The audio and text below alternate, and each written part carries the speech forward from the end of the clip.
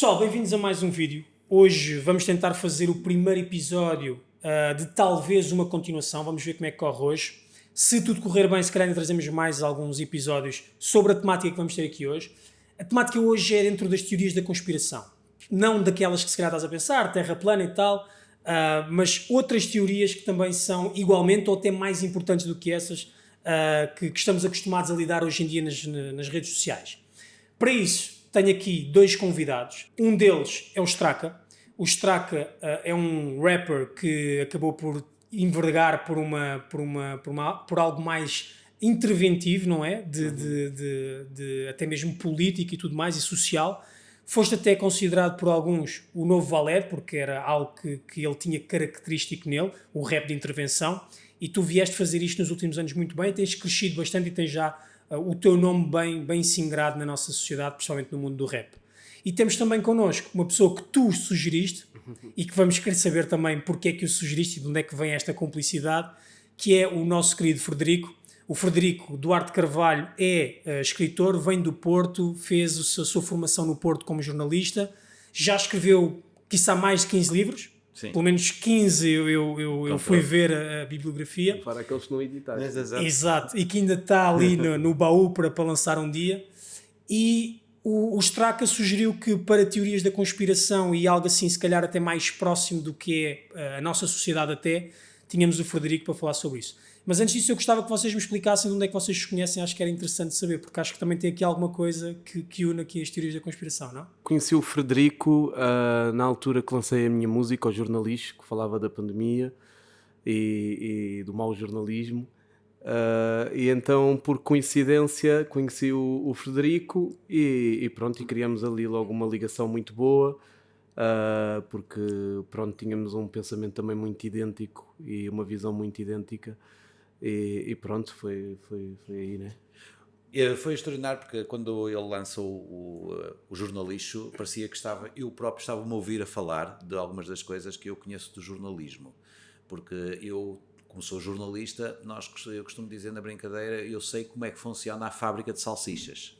Eu sei como é que se fazem as salsichas. Não é bonito? E o Straka, sem ser jornalista, conseguiu descortinar bem também, com uma visão bastante crítica e com palavras muito certeiras, aquilo que era o jornalismo e o jornalixo que se estava a fazer naquela altura. O vídeo dele parece que é uma simulação num estúdio de televisão, e portanto achei não só corajoso também, que era uma coisa que já há muito tempo eu não via com coragem no artista e no mundo artístico. E aí eu disse que tinha que o conhecer, conversamos, e depois, nessa conversa, eu descobri ainda mais que ele tinha lançado anos antes uma canção onde ele incluía a palavra Bilderberg, que era uma palavra que eu fui dos poucos que começou a utilizá-la no jornalismo e que fui bastante criticado. E quando descobri que ele tinha usado essa palavra e nem sequer nos conhecíamos nem nada, obviamente criou-se uma boa empatia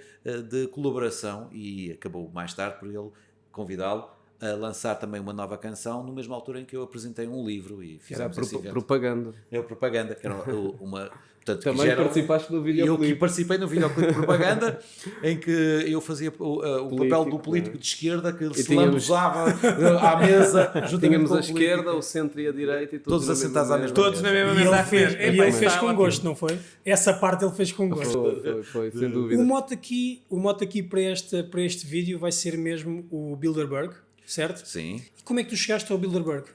Em 2015, por aí, não foi? Epá, eu fazia muito trabalho de investigação. Tinha uma professora minha que era de História de Artes, e eu lembro-me, fazer um percurso gigante para ir do bairro lá da Cruz Vermelha, transportes até ao Liceu Passos Manuel, de manhã entrar às 8 da manhã, ainda era 1h30 de viagem, mais ou menos.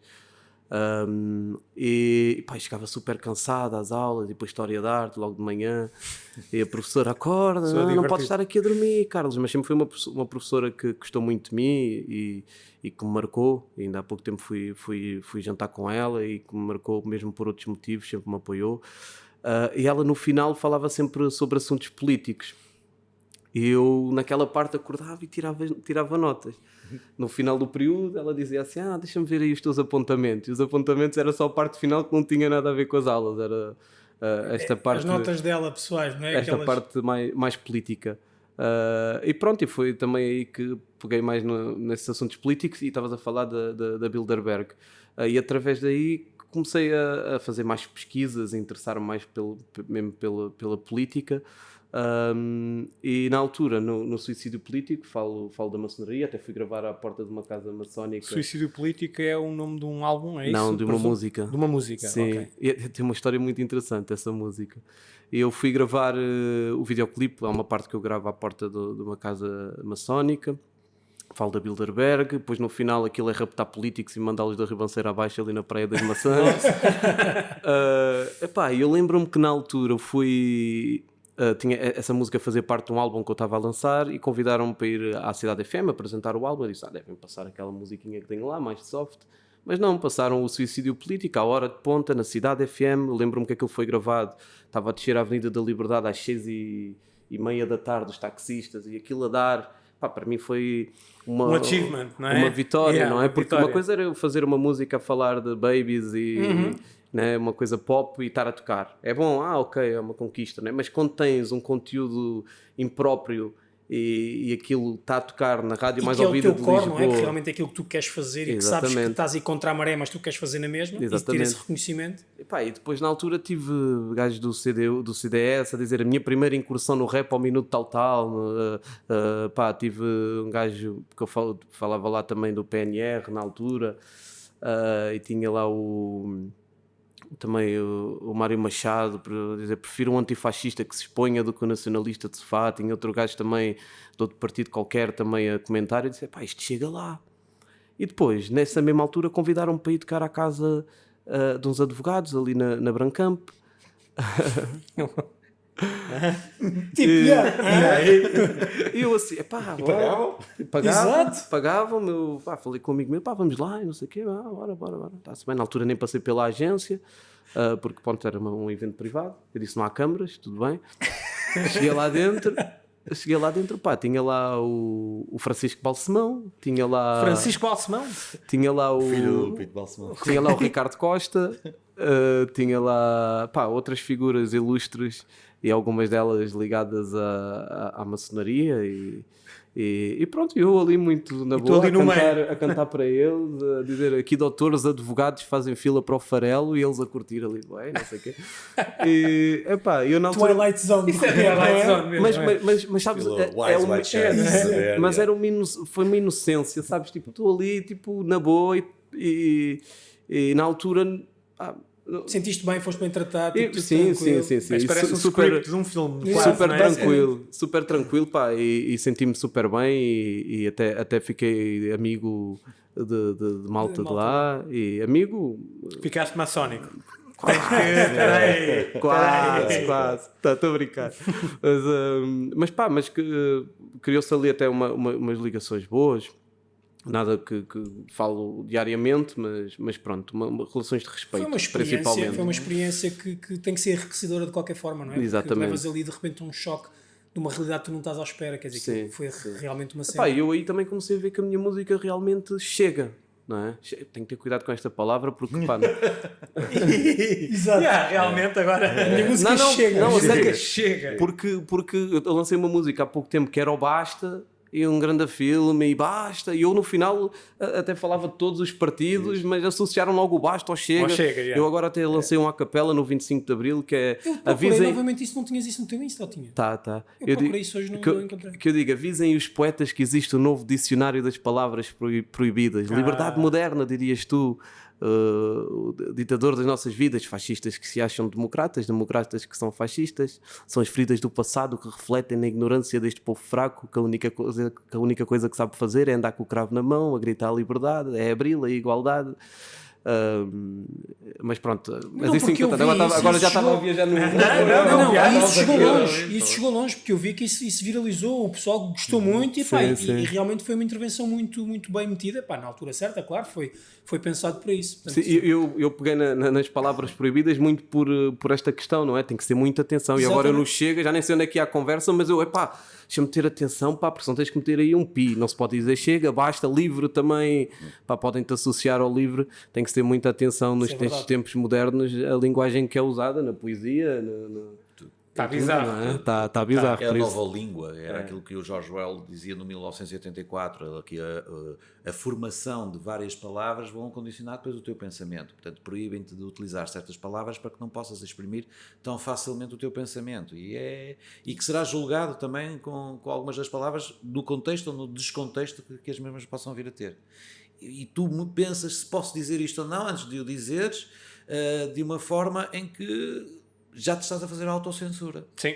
E isso é claramente uma forma de controle. É uma forma de controle. Muitas vezes, eu estava a falar do 25 de Abril, é interessante, eu costumo dizer isto como uma provocação, como jornalista. Os jornais, no tempo do Estado Novo, no tempo da ditadura, eram mais verdadeiros e mais honestos no jornalismo que faziam, neste sentido, porque vinham todos impressos na primeira página com Coisinha de dizer censura. assim, este jornal foi Foi censurado. censurado. Ao menos isso, Ao não é? menos isso, não é? Exato. Ao menos isso Faz era verdadeiro, sentido. faz sentido. Faz sentido. Hoje em dia não vêm com isso.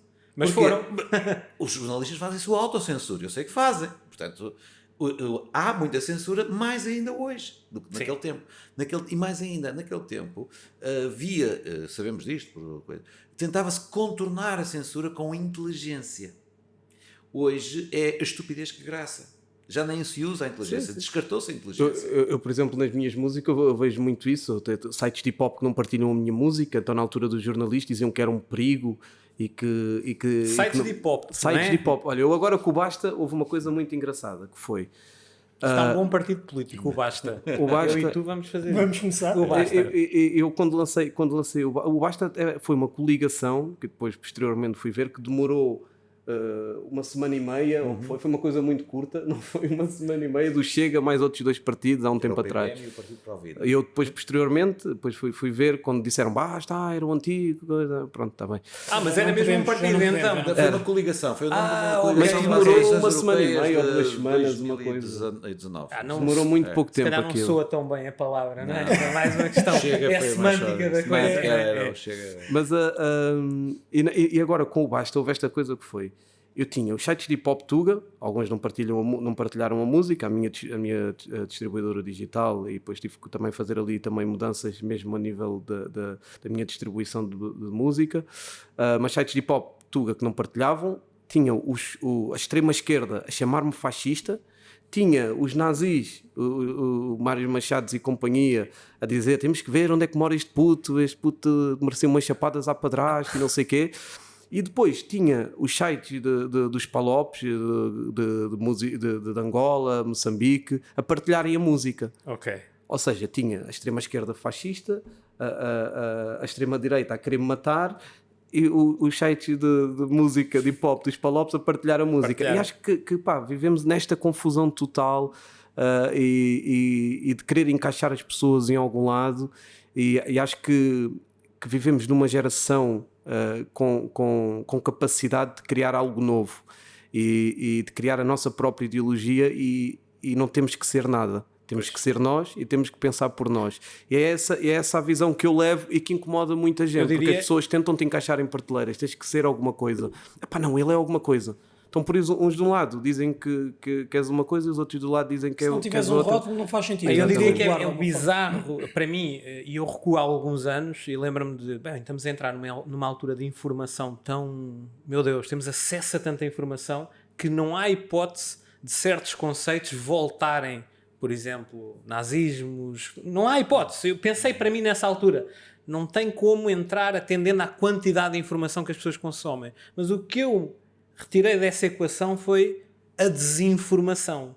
E é diretamente proporcional a desinformação à quantidade de informação. Quem consome essa informação está a ser constantemente bombardeado. E tu, na verdade, e há pouco falávamos disto aqui em off, que é a história é muito importante e quem domina o passado e o presente e tudo mais. Ou seja, tirar-te esta noção do que é certo e errado, do que é verdadeiro, do que é falso, faz-te tornar-te cada vez mais débil e mais manipulável para os interesses que possam haver. Estás a falar de uma coisa que eu ainda há bocado citei também do George Orwell, portanto, da mudança dos nomes e do respeito que nós devemos ter pelos nomes e disso tudo. A frase é: quem controla o passado controla o futuro.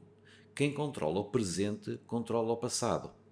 Ou seja, se nós temos líderes hoje que nos estão a dizer o que é que nós, como é que foi a nossa história do passado, como é que nós chegamos até aqui, mas apresentam apenas a visão deles, através dos seus meios de comunicação, através daquilo que eles dizem que é a informação válida e certeira e aquela que tu deves considerar como a certa. Os factos, e depois os factos. Todos. E depois, quando alguém faz perguntas um pouco mais chatas ou um pouco mais a tentar observar uma ou outra situação, é considerado um teorista da conspiração, é ridicularizado. Ou ridiculizado e tudo. E eles estão a criar um passado no presente que vão condicionar o teu futuro. Sim. Ou seja, o teu futuro neste momento já está visto. A gente já sabe para onde é que, mais ou menos, seguindo alguns de pontos e sinais, nós já vemos onde é que isto vai levar. E eu digo, não vai levar a um sítio muito bom. Não. Vai levar-nos a uma grande prisão, ainda mais. Em que nós vamos estar presos e vamos ser felizes presos. Já estamos. Já estamos. Drogados entre sem nada e feliz. Drogados com dopamina, não é? Toma lá, toma lá entretenimento, estímulos elétricos. Nós já estamos assim. Estamos assim. Tudo. Mas há estudos que dizem que a maior parte das pessoas se droga, quando se diz drogar, é medicamentos para antidepressivos e tudo mais, para poder andar aqui. Ou seja, isto não, mas isso é droga literal, mas a droga que estava a falar é uma droga. Sim. É os estímulos. Tu estás drogado. Por exemplo, tu compraste. Tu gastaste dinheiro a comprar no Natal o bilhete que vais ter para o Festival de Verão, estás a perceber? Já é um vício, já é uma droga, já sabes que vais estar naquele sítio no Festival de Verão. Fear of missing out, se não comprares agora não vais ter. Compra já. E não vais ter amigos se não fores ao festival. Se não fores ao festival não vais ter ninguém. Não vais ter ninguém. O que é mau para o Autostraca, porque ele ganha dinheiro nos festivais. É bom para ele ganhar. Mas ele droguem-se, não é? Exato, droguem-se, por um lado. Mas ele também está contra, digamos, esse consumismo, porque há formas saudáveis de criar esse consumismo também. Portanto, é um pouco. Mas o Frederico falou aqui que, e tentando pegar mais ou menos isto para nós pegarmos no grupo Bilderberg, que é, existem aqui forças, não é? Existem aqui líderes, não queres perguntar quem são os Bilderberg? É que eu quero saber. É exatamente isso, ou seja, existem estes grupos. Então, quem é o Bilderberg? Porque muitas vezes, ou quem é que são os grupos Bilderberg? Porque não falando especificamente do Bilderberg, nós vamos falar do Bilderberg, mas podemos... Há outros.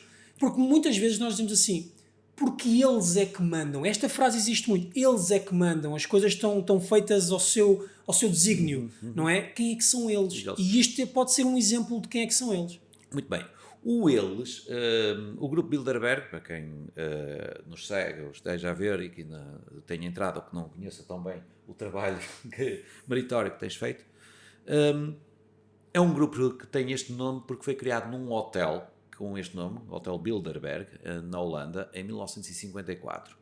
Basicamente, foi uma reunião durante um fim de semana de pessoas que são políticos importantes da Europa, juntam-se com políticos e intelectuais dos Estados Unidos e com empresários também europeus dos Estados Unidos. E, normalmente, também costuma estar presentes os chefes dos serviços secretos da CIA, ou representantes da CIA, mas aí mais ainda o secretário-geral da NATO. Bilderberg basicamente é o braço político da NATO, da grande organização que junta os Estados Unidos com outros países da Europa e que neste momento estamos a ver várias tensões e já lá podemos ir. E então, desde 1954, que eles se reúnem uma vez por ano, num fim de semana, com medidas de segurança extremas à sua volta, mas extremamente mais pode dizer para os jornalistas, para dizer, não. E a ideia é muito prosaicamente assim, nós somos pessoas de bem, estamos preocupados com o vosso bem-estar do mundo e é natural que nós nos encontremos para falarmos como amigos, como nós estamos aqui a falar. Só que isto são pessoas que devem ser escrutinadas pela opinião pública, pelos jornalistas, pela democracia. São funcionários eleitos, não são ditadores. Portanto, são funcionários eleitos. Portanto, estas pessoas, quando se reúnem, quando se encontram, têm depois de dizer o que é que falaram em nome de nós que os elegemos. Não é? Convinha. Mas eles alegam que, não, nós também temos o nosso direito a ter amigos. Exato. E a fazer grupo de amigos e a conversar entre nós sem qualquer escrutínio. As nossas conversas, eles chamam uma coisa de Chatham House Rules, que é aquilo que é dito, pode ser dito lá fora as nossas ideias, já sabemos, mas não dizemos quem é que disse o quê. Quem é que disse que isto deve ser assim ou mal? Se calhar até se estava a contradizer com coisas que ele diz publicamente. Claro. E, portanto, quando tu consegues criar um consenso à volta de várias pessoas em vários países internacionais, estás a criar um consenso mundial.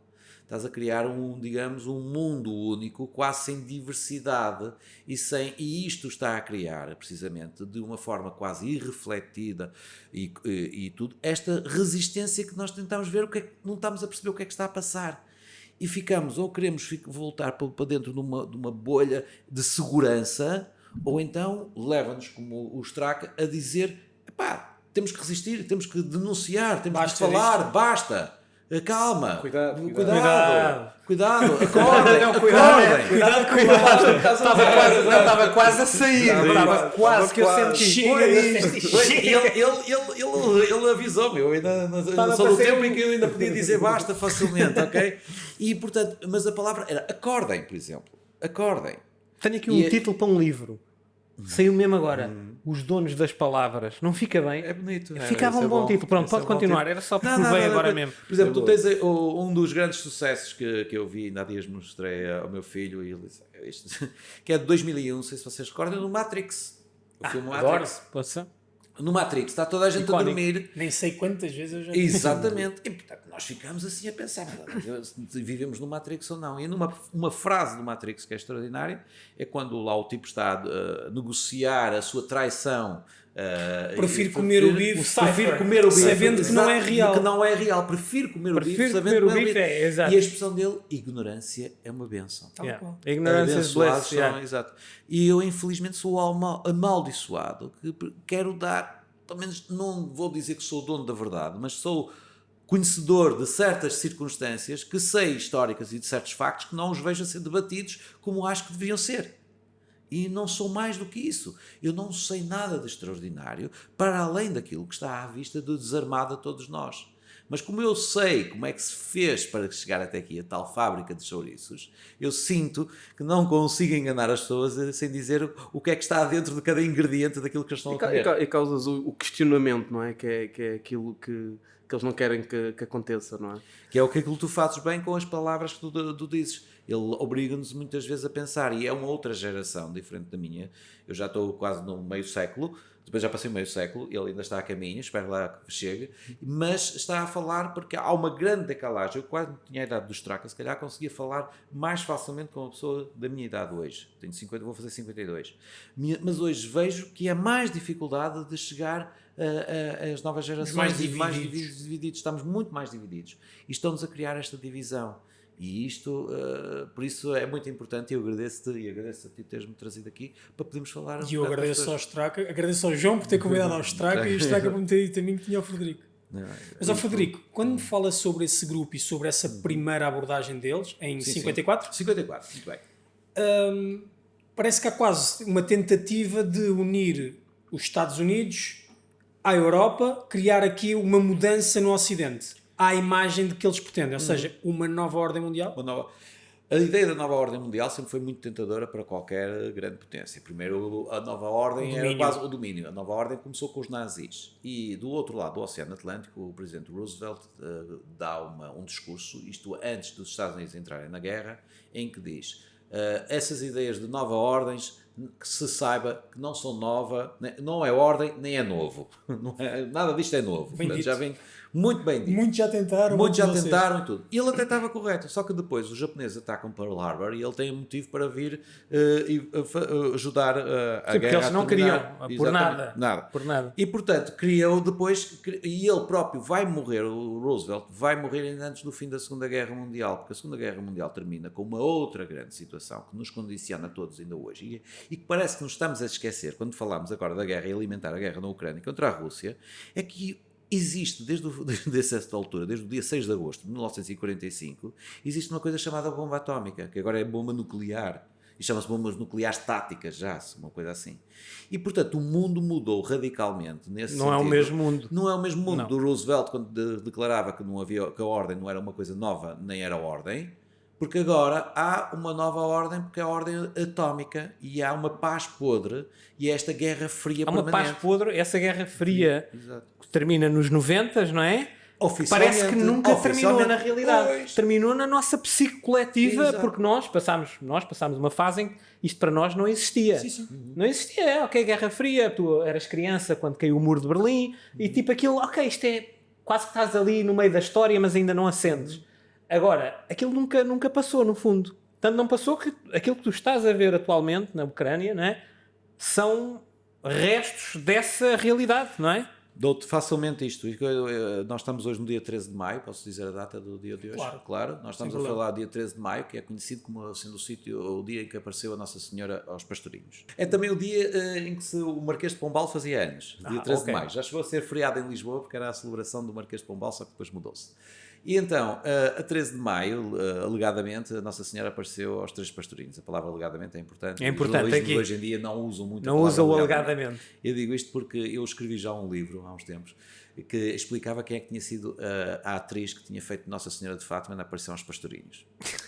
Tu tens partido da premissa de que as crianças não mentem. Eles viram alguém, falaram com alguém falou com eles. A primeira das aparições não há testemunhas, no dia 13 de maio de 1917.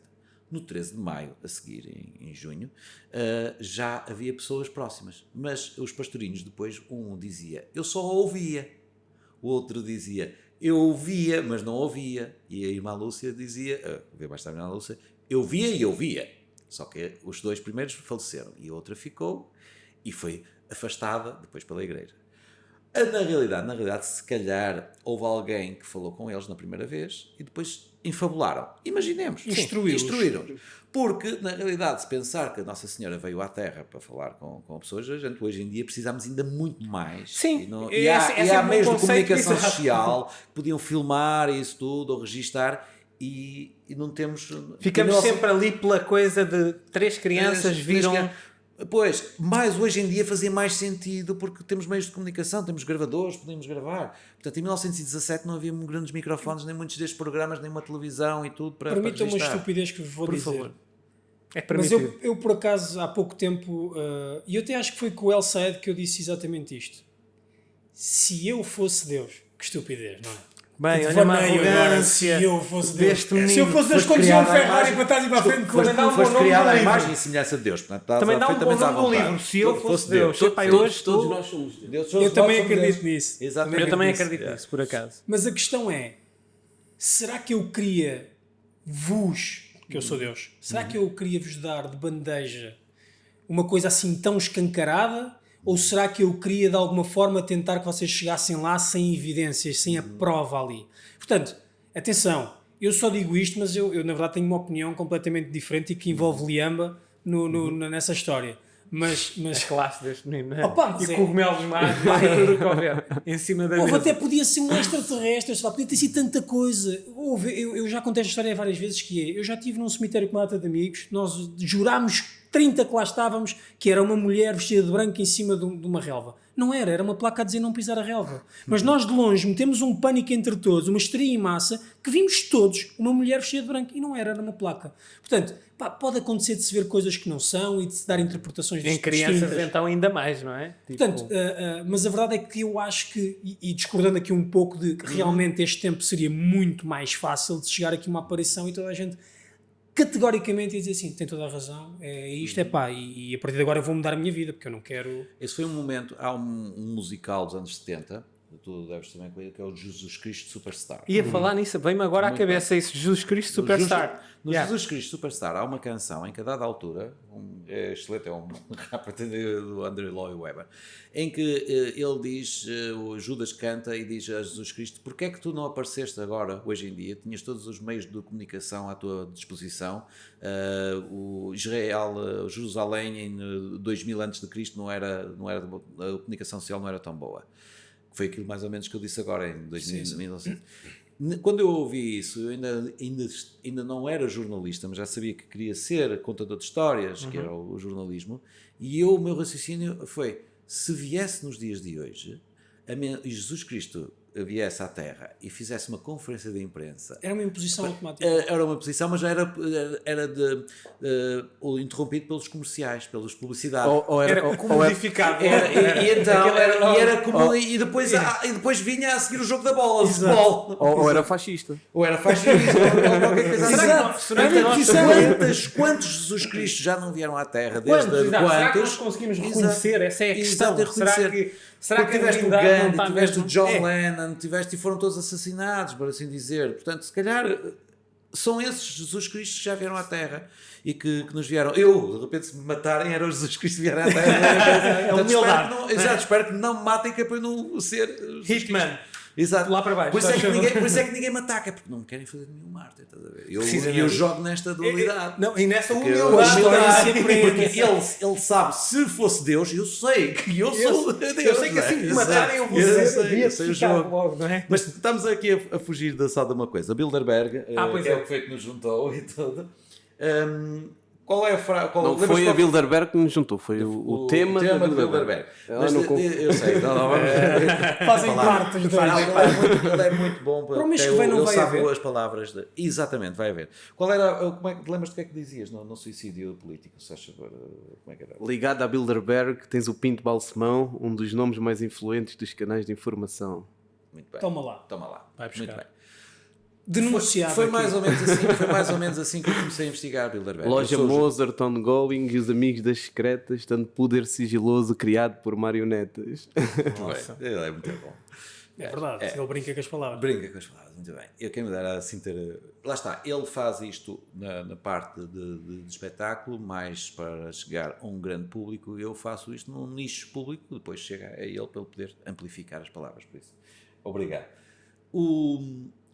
Sim, é uma sinergia que é a investigação e depois tu agarras essa investigação e desconstruir de forma artística. Isto é importante chegar ao mainstream na palavra Bilderberg. Chega a outro público, lá está. Chega a outro público. As pessoas precisam estar mais atentas e ser mais e perguntar mais o que é que nós andamos a comer como informação. Se olharmos para os ingredientes daquilo que nós queremos ou não, para as calorias, se vamos ao ginásio para perder calorias, é bom também ginastizar o cérebro. Sim. E portanto, eu quando queria vir para o jornalismo, um dos grandes nomes do jornalismo é o Dr. Pinto Balsemão. Claro. Portanto, é incontornável. E quando, de repente, eu começo a perceber que o nome Pinto Balsemão também era um nome que fazia presença nestes encontros dos senhores do mundo, porque durante muito tempo, desde 1984 até 2015, Pinto Balsemão era o membro permanente português, representante permanente português no grupo Bilderberg.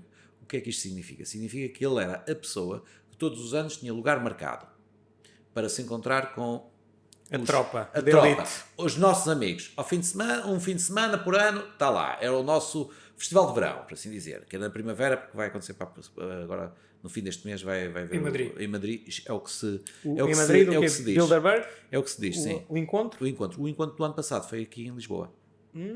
Já lá vamos. E tu Estamos importantes. Estamos importantes, mas tu não sabias. Não fazia a mínima ideia. Pois não fazias a mínima ideia, já Zero. E porquê? Exatamente. E porquê é que isto é oculto? Porque é que não devias saber. Não, agora... E o que é que eles falam também? Cheguei lá. Não, uma coisa tão importante em Lisboa e eu não fazia ideia que isso tinha acontecido. E olha que eu não sou assim... Eu não sou mais informado, mas eu não sou desinformado. E a segurança que envolve, não é? A polícia, a segurança, param ruas, não é? Ou seja, isso é certo, foi mesmo em Lisboa. Foi mesmo em Lisboa, eu estive lá, houve fotografias, como é que chama o hotel? No Hotel Pestana. Houve uma notícia no Expresso, mas a estrada estava fechada ainda uns bons metros, não é? Sim. Foi portanto, o Ricardo Costa, que esteve na festa do Straca. Isso era para estar na CNN a ser acompanhado, tipo, fizeram um ou dois lives no início, tudo à tarde, início da tarde, e depois não sei. E depois já não se fala mais. Já não se fala mais disso tudo. O que, sobretudo, não se fala durante o resto do ano. Mas deixa-me só explicar. Portanto, a partir do momento em que eu sei que o Pinto Balsemão é o representante, depois comecei a ver, porque todos os anos, e isto é engraçado também, é que não é segredo nenhum. A melhor forma de esconder isto é não fazer segredo nenhum. É não ser um segredo, ser tudo tão transparente que nem tu conseguiste saber. Não é banal, é tipo, vamos nos encontrar só, está tudo bem. Tipo, Vamos é um encontrar encontro de amigos. Têm direito a estar juntos. Vamos à tendinha comer um frango. Vamos não à é? Ali ao tendinha. Miratejo. Só que eles são os homens que são os donos dos frangos todos, que nós comemos depois. E são eles que determinam o preço do frango que tu vais comer. E quais são os ingredientes que o frango os leva. ingredientes que o frango leva, as hormonas e essa coisa toda. Pronto, e a forma como o frango deve ser ou não criado. O Pinto Balsemão, durante muitos anos, de uma forma muito inteligente, muito prática, tinha direito a 2 convidados. Portugal tem direito a 2 convidados. Somos um país pequenininho, temos direito a 2 convidados. Os Estados Unidos levam mais. Normal. É a dimensão de cada um. A dimensão de cada país. Pronto. E Portugal estava reduzido a 2 convidados. Era o Balsemão, mais 2. 3 portugueses na reunião. Eles são cerca de 150 que se reúnem. Portanto, estás a ver. Aquilo implica uma organização, um hotel que tenha espaço para convenções, eles ficam lá e tudo. Pronto, ok. Então é networking. Networking. É networking. Isto é networking entre eles. São networking, mas são os donos dos países e da comunicação social e tudo. E, portanto, o Balsemão levava sempre um representante do PSD e um representante do PS, invariavelmente. Olha que amizade tão bonita, não é? Era. Vou-te dar um exemplo. Em 2008, a reunião foi em Washington e ele levou o Presidente da Câmara do Porto e o Presidente da Câmara de Lisboa. Sabes quem é que era o Presidente da Câmara do Porto e o Presidente da Câmara de Lisboa em 2008? Era o Medina? Não, ainda não era o Medina. Não era o Medina, não. O Presidente da Câmara do Porto... Mas o Medina também já participou na Bilderberg, não é? O Medina já participou, já te vou explicar agora é que foi. O Presidente da Câmara do Porto era um senhor chamado Rui Rio. O Rui Rio, exato. E o Presidente da Câmara de Lisboa era um senhor chamado António Costa. Costa. Exato. Em 2008. Em 2008. Portanto, eu em 2008, como jornalista, olhei para aquilo e disse: o Rui Rio ou o António Costa, um destes vai ser Primeiro-Ministro. Sim. Se calhar até os dois juntos ao mesmo tempo. Se calhar um vai ajudar o outro. Ou um vai servir para o outro alavancar o outro. Não quer dizer, atenção, que isto seja uma combinação pura e tudo. O que quer dizer é que, independentemente do caminho que o PS faça, ou independente do caminho que o PSD faz, no fim eu vou ganhar. Porque vai ser um ou outro. E não vai mudar nada. Os supermercados vão continuar a abrir aos domingos. O dinheiro de Portugal vai continuar na NATO. Não vamos sair do euro. Não quer dizer que eu seja apologista disto tudo. Ou seja, significa que nós não podemos criar instabilidade no comércio, no rumo das coisas, no rumo normal, de 4 em 4 anos com mudança de governos. Sim. Há regras. Há coisas que têm de se manter. Então, a priori qualquer governo não vai aliás, ficar. Um bom exemplo Que se mantém. é a Grécia na crise. Eu peço desculpa. A Grécia na crise financeira e o Varoufakis e todo aquele diálogo de que não, nós não vamos aceitar pagar, vamos fazer isto à nossa maneira. Não tiveram influência nenhuma. Tiveram que basicamente fazer aquilo que tinham que fazer. Goldman Sachs ganhou no fim. No final ganham os mesmos, lá está. Por mais que a democracia é que manda, não é isso que acontece na realidade. Há regras que estão antes disso. Até porque a política de cada país está entregue ao Banco Central Europeu, não é? E que são órgãos que não são eleitos democraticamente. Eu recordo-me na altura do Passos Coelho, que o Passos Coelho fez uma campanha até muito interessante na altura. E eu recordo-me de pensar o seguinte, e era muito miúdo ainda naquela altura, e pensar o seguinte: ele pode ser muito porreiro, mas depois quando ele sentar na mesa dos graúdos, ele vai ter que fazer o que eles querem. Ele não vai poder cumprir o idealismo que ele tem. Ele já veio dizer isso. Eu vi uma entrevista dele, que ele deu, acho que foi ao Observador, ou não sei, acho que sim. Porque e no fundo o que ele está a dizer é isso. Nós tínhamos que fazer isto, tínhamos que fazer aquilo, tínhamos que fazer aquilo outro. Há forças superiores muito acima, lá está, que governam. São fantoches. No fundo são. Mas não quer dizer que ele não tivesse as melhores intenções antes de lá chegar, mas no momento que chega, ele é apresentado ao comitê e diz assim: "Ô querido, ganhaste, parabéns, ok, senta-te ali no cantinho, ouve a gente a falar, e depois tira notas, tá?" Depois um representante nosso há de falar contigo e explicar como é que isto funciona. Não há outra forma de... Por mais que nós nos queiramos iludir um bocadinho deste grupo, e atenção, e eu disse isto ao Federico, eu vou até pesquisar pouco, porque eu prefiro dizer estas coisas mais leigas, que é um pensamento se calhar mais populista. Mas a verdade é que se calhar deve haver outro grupo que tem outros interesses e que disputa este domínio com os Bilderberg, por exemplo. Poderá haver outras pessoas muito influentes ou que queiram chegar lá, que queiram chegar a este patamar. Tu tens os blocos, por exemplo, tens o bloco, no caso do Putin, a China, os Estados Unidos, a Europa, a Índia, portanto, e depois tens os valores culturais e tens a história do mundo que evoluiu até aos dias de hoje. Nós, em Portugal, dizemos, somos um país pequeno, temos os palopes, temos essa ligação cultural, somos um país que deu mundo ao mundo e hoje estamos reduzidos e tudo. Vamos lá ver, a NATO, aquilo que é a NATO hoje, a OTAN, a Organização do Tratado do Atlântico Norte, que é mais fácil para dizer em português, mas dizemos sempre NATO, é bonito. Na realidade, a NATO foi criada em Portugal por uma pessoa chamada João das Regras, em 1386. Que também tem um livro. Eu também tenho um livro sobre isso. Okay. João das Regras. O João das Regras é uma coisa que nós conhecemos dos livros de história. Ouvimos falar João das Regras, o nome é giro e tudo. Tem a ver com a Revolução de 1383-85 em Portugal. Ou seja, muito rapidamente.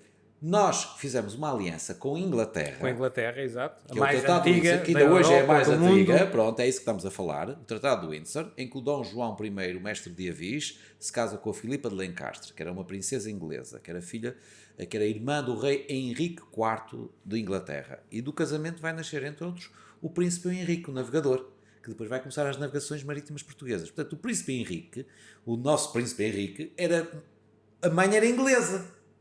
Não era só português, era português e inglês. E, portanto, Portugal e Inglaterra, dois países atlânticos, Lisboa é a única capital da Europa que toca o Atlântico. E a Inglaterra era uma ilha lá em cima. A aliança que nós fizemos com a Inglaterra foi para que os espanhóis, se nos decidissem atacar, a Inglaterra atacava a Espanha. Pensou-se fazer-se, primeiro antes de fazer a aliança com a Inglaterra, pensou-se fazer-se com a França. Mas o João das Regras, que era o chanceler-mor do rei Dom João, do mestre de Avis, disse, não, mais depressa a Espanha e a França fazem uma aliança e atacam Portugal, do que os franceses nos viriam defender dos espanhóis. Fazemos aliança com os ingleses. E aí ficou a Espanha e a França ali no meio. Espertos, muito bem jogados, jogámos muito bem. Isto permitiu-nos, a nós, então começar a fazer a expansão marítima. E fomos ao longo da costa da África, passamos o Cabo das Tormentas e chamámos o Cabo da Boa Esperança e fomos até à Índia. E naquela altura tu compravas por 10 na Índia e levavas por terra até a Itália, e em Itália tinhas que vender por 90. Mas os portugueses podiam ir de Lisboa à Índia, compravam por 10, traziam para Lisboa e levavam para... Vendiam para o resto da Europa. Vendíamos para o resto da Europa na Flandres, onde é a Bélgica hoje e a Holanda. Pois. E a partir daí vendíamos por 30. Para evitar, então, que os espanhóis nos invadissem, nós fizemos uma coisa que se aprende nas escolas portuguesas, mas não se aprende mais nenhuma história do mundo. Lá está, porque não estão a dar passado ao mundo, que é o Tratado de Tordesilhas, em que nós dividimos o mundo a meio ali com Espanha. E que foi muito importante naquela altura, quando o Cristóvão Colombo, não vamos discutir teorias da conspiração se Cristóvão Colombo era português ou não. Isso fala-se, não é? Fala-se. Genovense. Houve um jornalista agora que escreveu sobre isso. Sim, escreveu. Mas também já ouvi falar que era português. Eu nunca, sabes uma coisa? Nunca tive certeza. Sei que ele falou com o rei português antes de falar com o rei espanhol. Acho que o rei português disse-lhe, não estou interessado. Estou interessado nisso. E depois, mas fala-se que ele era português, eu nunca sei. Mas eu também nunca interessei, mas não vi que não há grande conclusão e haverá sempre distância, mas há um facto histórico indesmentível. Ele era casado com uma portuguesa. É, não é? Portanto, suponho que podia ter nacionalidade portuguesa. Podia ter nacionalidade. 5 anos tem que pagar os impostos. E o filho era português. E a res é dos dois. As declarações de rendimentos, cartão de cidadão. Mais ainda, ela era da Ilha da Madeira, onde ele teve e tudo. Era amigo do Ronaldo e tudo. Mas aí coisa. Portanto, ainda poderia ter uma chapa nesse sentido. E o aeroporto. Olha a história que chamaram o aeroporto Filipa Muniz, que era o nome da mulher do Cristóvão Colombo. Portanto, era um bocado isso tudo. Mas o que é importante do Cristóvão Colombo é que ele, ao viajar para aquilo que é hoje a República o Dominicana e o Golfo do México, quando Cristóvão Colombo regressa para fazer o relatório ao rei de Espanha, que foi o gajo que lhe pagou, o primeiro país onde ele chega é Portugal. Nós éramos o último país da Europa, passamos a ser o primeiro quando o Colombo vem. E o Colombo diz, nós encontramos o Colombo, ei Cris, estás bom, tudo bem Cris? Também era Cris, era lá o Cris. está. Cris, CR8 ou estás fixe? CR6. Cris, estás fixe? Estou, meu, então encontraste terra onde? Ali, fixe, agora tu vais dizer isso aos espanhóis e não escondes nada. Podíamos dizer, esconde, não digas, tal e coisa, tal. Não escondas nada, dizes exatamente onde é que encontraste, ok? E nós vamos à mesa de negociações e dizemos, sabem, o nosso bom amigo Cristóvão Colombo, para encontrar alguma terra, teve de ir demasiado para o oeste. Podemos colocar aqui a linha que estava nas Ilhas de Cabo Verde, a meio do caminho, metade do caminho que ele fez, 370 léguas, que é o que nós precisamos. E até precisamos de espaço para dar uma curva aqui no oceano, para ir para o cabo, ali para a África do Sul. Os espanhóis dizem que sim, não controlam tão bem, não sabem tudo, e então a linha é colocada e coloca-nos parte do Brasil dentro dos nossos domínios. Dá jeito. Coincidência ou não? Pois. O que é certo é que para os navegadores portugueses passarem por ali, se calhar já sentiam que havia terra daquele lado. Portanto, a viagem de Cristóvão Colombo, o Cristóvão Colombo, se calhar foi o primeiro agente secreto do rei de Portugal que foi falar com os espanhóis para nos trazer eles à mesa de negociação e pôr-nos a linha onde nós queríamos. Porque nessa altura já os vikings sabiam que havia terra para ali. Já tinham lá estado, já tinham lá estado e tudo É. e coisa. Portanto, era certo que o gajo ia encontrar terra muito mais lá para dentro e aquela mais deste lado da linha seria nossa. Ora, com isto, metade do mundo é português, metade do mundo é espanhol. O rei da França, Francisco I, que era casado com a viúva do rei Dom Manuel I, que fez o Mosteiro de Jerónimos, era uma espanhola que depois o rei fica viúva e vai para a Espanha, e depois o rei de Espanha faz guerra com França e ela casa com o rei francês. Portanto, ela... Aquilo era uma coboiada. Mas ela tinha os mapas E e tudo. sempre as mulheres que arranjam. E o rei da França diz ao Papa, que era uma espécie de Nações Unidas, diz assim, onde é que está escrito no Testamento de Adão, na Bíblia, que metade do mundo é para os portugueses, a outra metade é para os espanhóis? Eu também quero a minha parte. E então ele manda um navegador, Jacques Cartier, em 1534, e vai descobrir aquilo que é o Canadá. Que é muito giro, porque a palavra Canadá, nós sabemos o que é que significa em português e em espanhol. Aqui não há nada. Aqui não há assim. nada. Canadá. Isto não é oficial, obviamente. Claro. Oficial é porque é um nome indígena e tudo e tal. Mas tem esta piada, tem porque graça, para os é. portugueses e tudo não há nada. E os ingleses continuavam na ilha, porque respeitavam os portugueses. Qual é o problema do mundo e que faz isto até hoje? Eu peço desculpa se isto foi uma grande introdução Não. e que eu espero que me mantenha, mas isto é um saber que nós todos temos, mas não temos bem presente, porque na história, nas aulas de história, é-nos retirado tal controle do presente daquilo que é o nosso passado. E eu só dei factos, até agora, factos, ok? Qualquer historiador não vai negar que há factos aqui. A interpretação de alguns deles poderão ser mais ou menos, mas factualmente é isto. E factualmente, o que é que muda então? E isto já houve um podcast que eu uma vez estive a ouvir com muita atenção, com historiadores ingleses que disseram isto que eu vos vou dizer.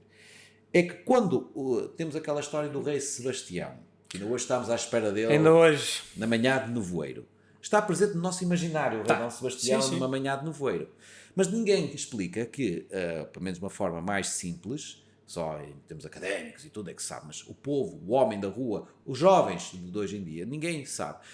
Pelo menos ao falarmos, que a morte do rei Dom Sebastião, além de provocar a vinda dos espanhóis para cá, dos Filipes, não é? os Filipes, é que nesse momento, por causa dos Filipes terem tomado posse como reis de Portugal, porque não havia mais ninguém a suceder, e o rei Filipe II tem uma frase genial, quando se torna rei de Portugal, é: Portugal, eu herdei-o, tinha laços familiares, conquistei-o, porque fez umas batalhas ali, e paguei-o. Ele comprou Portugal. Comprou algumas pessoas que acharam que era uma boa ideia juntarmos finalmente aos espanhóis. Só que o rei comete 2 erros. Não faz a capital em Lisboa, fica lá para dentro. Fica lá para Madrid, Madrid. perde o controle do Atlântico, que era uma coisa estratégica naquela altura, mas manda a sua frota, junta com a frota no imenso rio Tejo, o maior estuário da Europa, as águas calmas, tranquilas, e ele diz: agora podemos ir atacar Inglaterra. Que má ideia. Que boa ideia, aliás. Não é? Boa ideia. É uma coisa que os ingleses, que o mundo sabe como The Spanish Armada. Mas ninguém diz a Armada Luso-Espanhola. Porque ele só ataca porque tem Portugal. E Portugal está a atacar o antigo aliado da NATO. atrair os ingleses da NATO.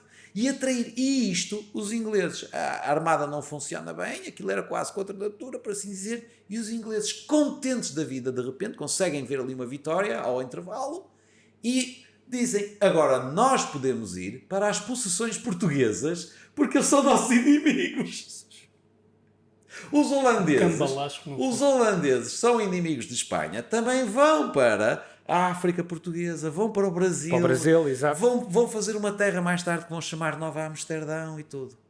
Nós mantemos esta situação por 60 anos e ainda hoje temos uma celebração que nos quiseram tirar com a Troika, o 1 de dezembro, que nós ficamos muito... Não nos tiram o 1 de dezembro, é feriado 1 de dezembro, mas ninguém sabe porque é que se celebra o 1 de dezembro, quase. É contra os espanhóis e tudo. Mas calma, os nossos espanhóis agora são nossos amigos, estamos na mesma União Europeia, porque é que ainda temos um feriado contra um feriado de ódio? Ou, não, é a restauração da independência, da nossa independência. Onde é que já lá vai a independência? Já não estamos independentes.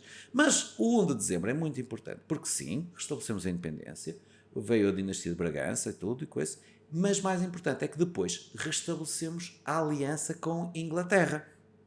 Como? Desta vez não foi uma princesa inglesa que veio casar com o rei de Portugal, nós desta vez mandamos uma princesa portuguesa, uma princesa inglesa casar com o rei de Portugal, mandamos uma princesa portuguesa casar com o rei de Inglaterra. Vai ser a Catarina de Bragança, filha do rei Dom João IV. Ela vai introduzir na corte inglesa o costume muito britânico do chá das 5. O chá das 5, nós temos um happy hour, digamos, é quase uma invenção portuguesa da rainha que tomava o chá lá na corte inglesa. E inclusive dizem que a palavra tea vem do transporte de ervas aromáticas. Eu já vi ali uma coisa que também que dizia, mas vi essa informação também. Agora, mais importante que isto, nós demos aos ingleses, para eles agora ficarem legalmente na Índia, demos então uma terra chamada Bombaim. Sim. Uma terra pequenina. Que na realidade era Bombay era a Boa Bahia. Era o nome português. Bombaim era Boa Bahia. Ok. E demos também dinheiro para o rei Carlos II. Eles agora têm o Carlos III. O Carlos II já foi há muito tempo. E damos dinheiro ao rei Carlos II para ele reorganizar-se e tudo, como um dote. E 2 anos depois do casamento, o rei finalmente tinha Bombaim, tinha dinheiro e tudo. E então manda o irmão, o Duque de York, tirar uma terra aos holandeses, que estava lá do Novo Mundo, e hoje chama-se Nova York. A conquista de Nova York pelos ingleses só foi possível quando eles se juntaram com os portugueses. Portanto, esta nova terra, Nova York, onde está as Nações Unidas e isso tudo, na realidade, há um bairro à volta de Nova York chamado Queens. O bairro de Queens, a rainha, que era rainha de Inglaterra, quando o bairro recebe aquele nome, que era a terra da rainha, de Queens. Era a portuguesa? Era a portuguesa. Há uns anos, em 1998, havia um projeto de colocarem uma estátua em Queens, homenageando a princesa portuguesa, a Catarina de Bragança. Houve portugueses aqui a pedir dinheiro sim. E tudo. Não foi permitido por causa dos movimentos woke da altura.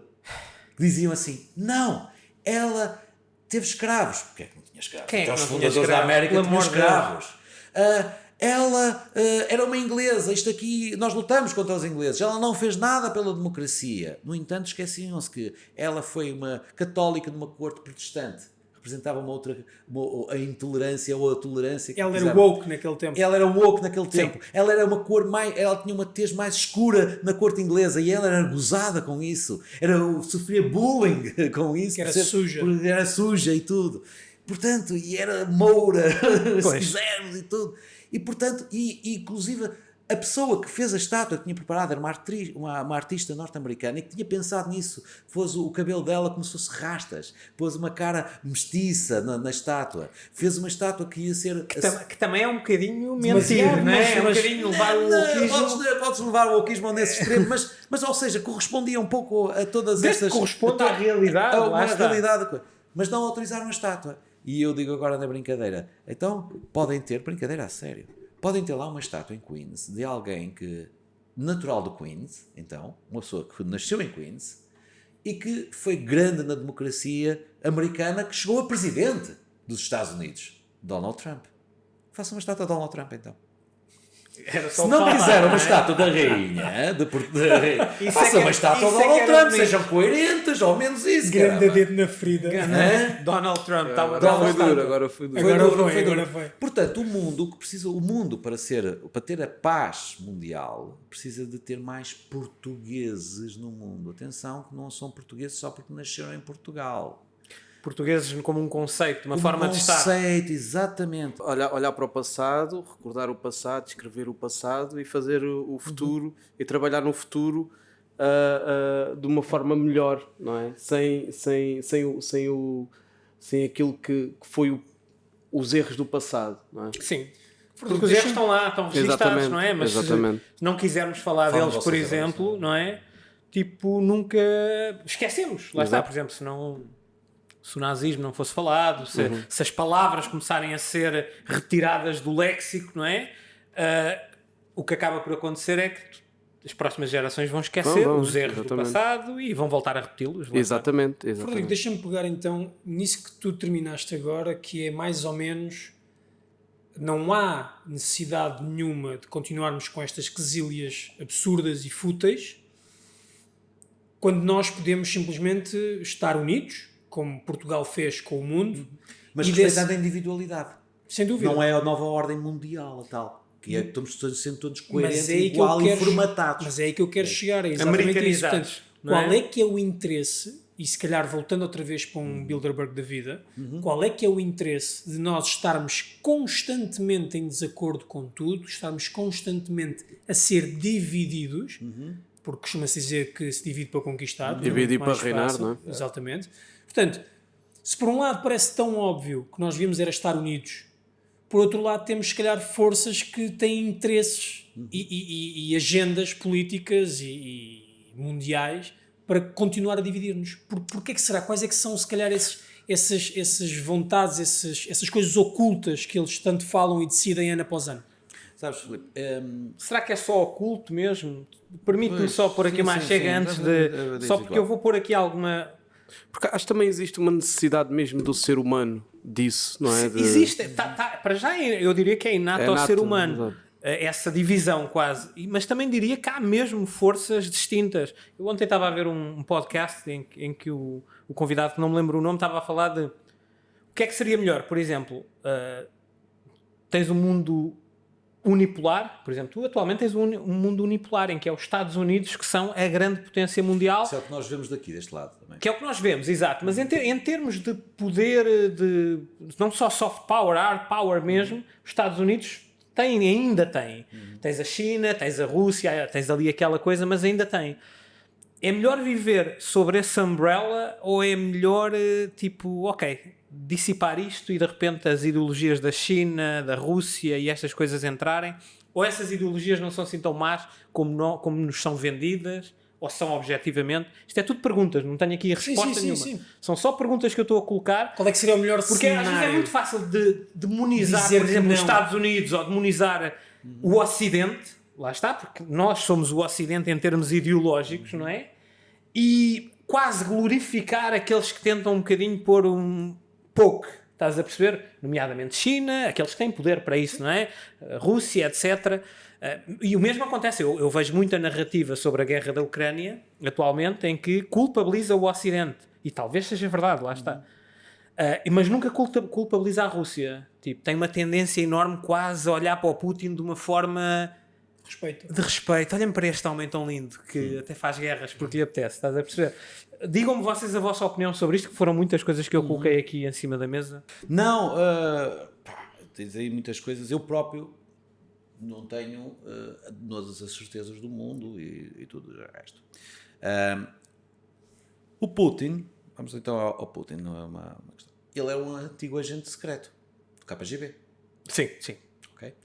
Ele é de uma outra era, não é desta, o conhecimento e o seu crescimento. Isto a acreditar de que o Putin é o mesmo no original, porque dizem que ele era o Putin 2.0, que o Putin morreu verdadeiro e que este é digamos, que era o seu sósia que entretanto subiu ao poder. Lá está a desinformação e depois os factos que eles apresentam são assustadores. Mas pronto, mas isso é uma coisa. Mas a acreditar que é o mesmo Putin, ele sabia muitos dos segredos no tempo do KGB, antes da queda do Muro de Berlim, quando estava o mundo bem dividido. A gente sabia, havia um lado e havia o outro, ali encostadinho. Nós somos os bons, eles eram os maus. E eles são os maus, exato. Exatamente. Essa é a narrativa. Essa era a narrativa. Essa é a história. Essa é a história. E, portanto, quando cai o Muro de Berlim, é uma confusão. Agora quem é que é bom e quem é que é mau? Não há mais polícias e ladrões e tudo. Como é que vamos brincar? Agora já não tem graça. Quem é que eu vou bater? E dizer, é o fim da história, acabou. Agora já não é o fim da história. O fim da história. O fim da história. Dizer, é o fim da história. Só que, e portanto, acabou do outro lado dos maus, eles acabaram com uma coisa chamada Pacto de Varsóvia. Pacto de Varsóvia, exato. Era o Pacto de Varsóvia, que era o contra a NATO. Enquanto a NATO tinha os Estados Unidos e tudo, e que inclusive meteu Portugal em 1949 como membro fundador, apesar de sermos uma ditadura fascista, podemos dizer que dizem, os países do Bloco de Leste faziam o seu Pacto de Varsóvia. E o Pacto de Varsóvia acabou quando acabou a União Soviética. Exato. E acabou. A NATO não acabou. Muito pelo contrário. Muito pelo contrário. Expandiu. Expandiu. E foi agarrar países do Pacto de Varsóvia. Foi. A Rússia disse, então ainda nos querem a nós também, já agora? A Rússia perguntou ao Bill Clinton, o Vladimir Putin perguntou ao Bill Clinton se nos aceitariam na NATO. E ele disse, vou pensar. E depois logo a seguir disse-lhe, não falei com os meus. E eles disseram que isto não vai servir. Isso era... É como quem diz, e agora? E depois não temos inimigo. Isto depois perde a graça, não é? Tipo...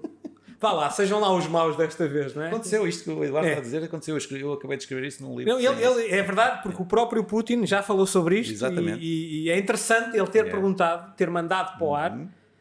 A minha pergunta é, então, será que é ostracizar aquela sociedade, os russos, lá está, que é impossível ficar indiferente para já a dimensão, não é? Mesmo a nível cultural, pá, está ali.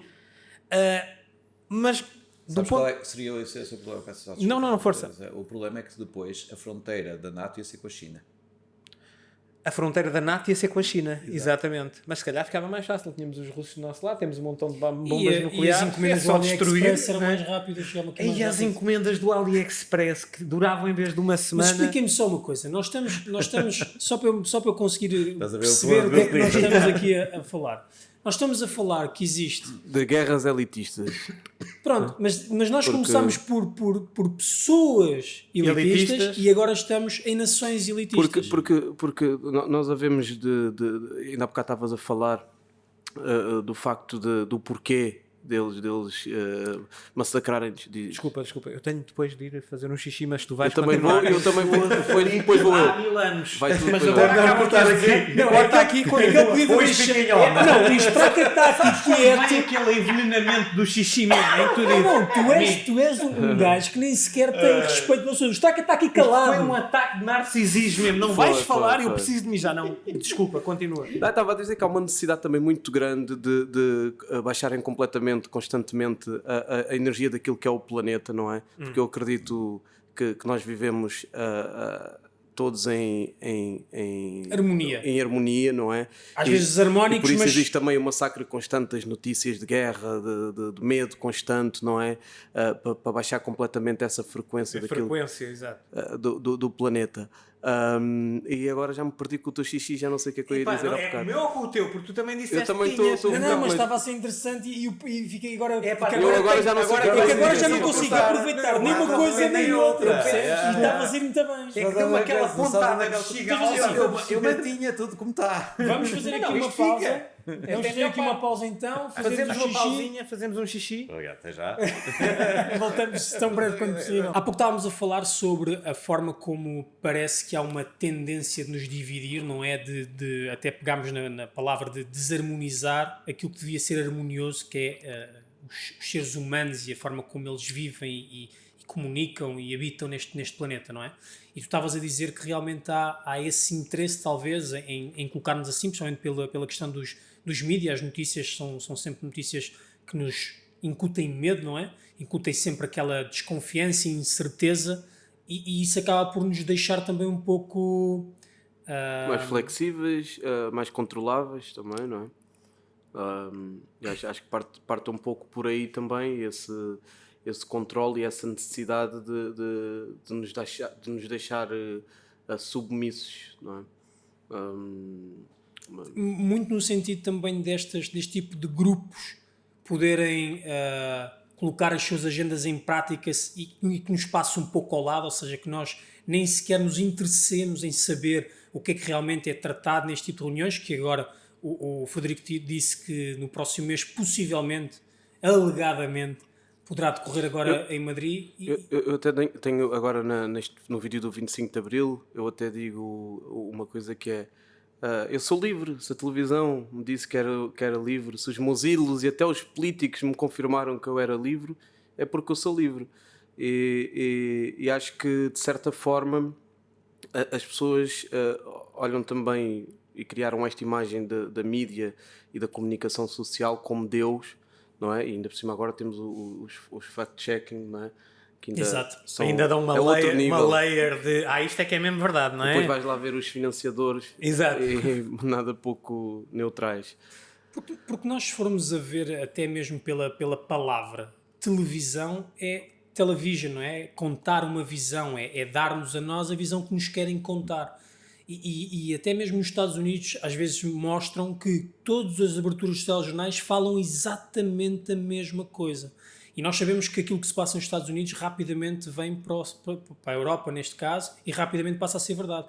Nós ainda há, 3 ou 4 anos ouvimos falar das casas de banho mistas e dessas coisas todas. Rapidamente se apoderou da Europa isso e tantas outras coisas que têm vindo a acontecer. E é se calhar aí que me faz um bocado de sentido esta desinformação, que é: há que desinformar muito, há que causar muito pânico, muito caos. Tu viste aquilo que aconteceu na pandemia, não é? Fica em casa e toda a gente ficou em casa. O papel higiênico, foi toda a gente comprar papel higiênico. Até agora não percebi o que é que ainda se passou tenho, desse tempo.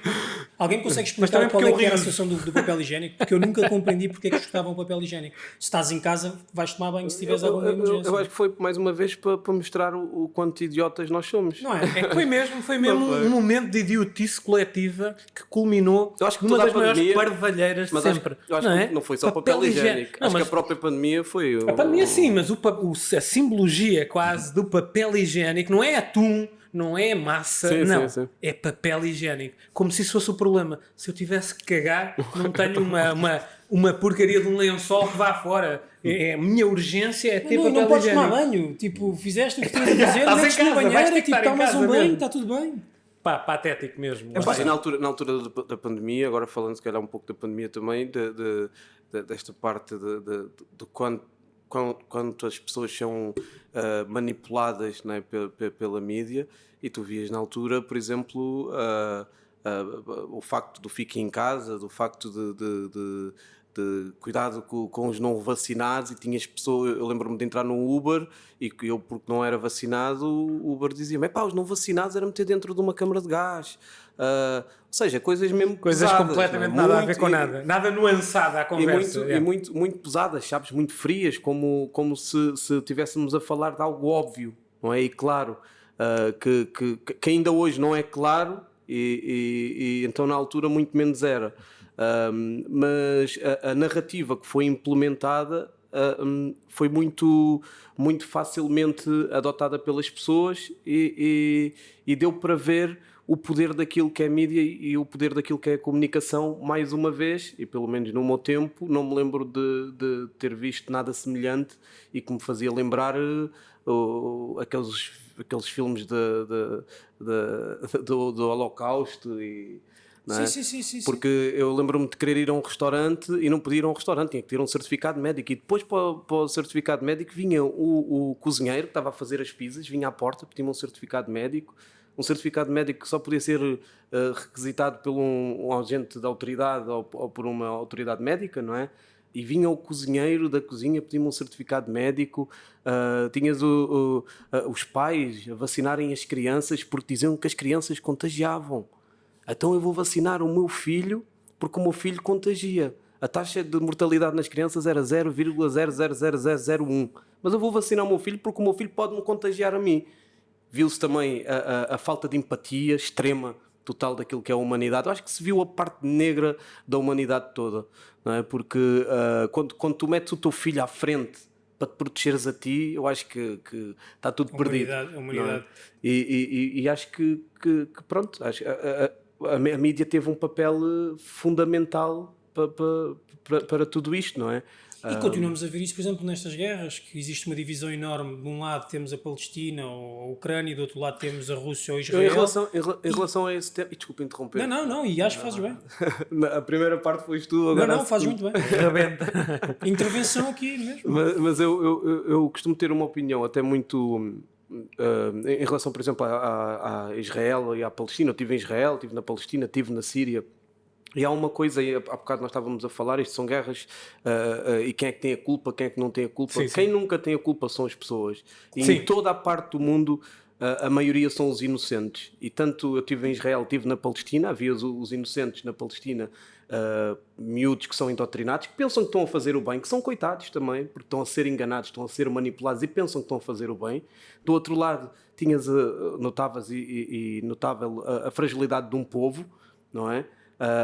A pobreza de um povo, e de ambas as partes existia amor. Eu criei amizades na Síria, criei amizades na Palestina e criei amizades em Israel, e isso aí era a maioria, e isso é a maioria em todo o mundo. E nós discutimos guerras elitistas que nada têm a ver com o povo, porque tu juntares, independentemente da religião, juntares duas pessoas à mesa, elas vão falar, vão comer e vão conviver na sua base, sem nenhum conflito, não é? Mas deixa-me dizer uma coisa que eu senti na pele há pouco tempo.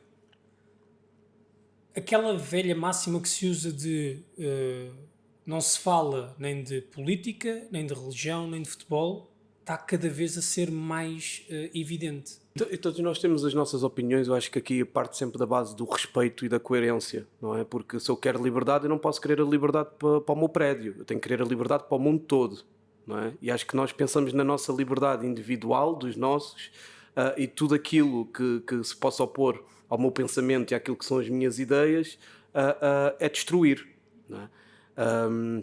E por isso eu acho que há esta dificuldade de respeitar e de sermos, acima de tudo, sermos coerentes, porque, mais uma vez, falando na pandemia, não é? Por exemplo, tinhas as feministas, que o corpo é meu, quem manda nele sou eu, mas depois incentivavam e diziam para se vacinarem, porque...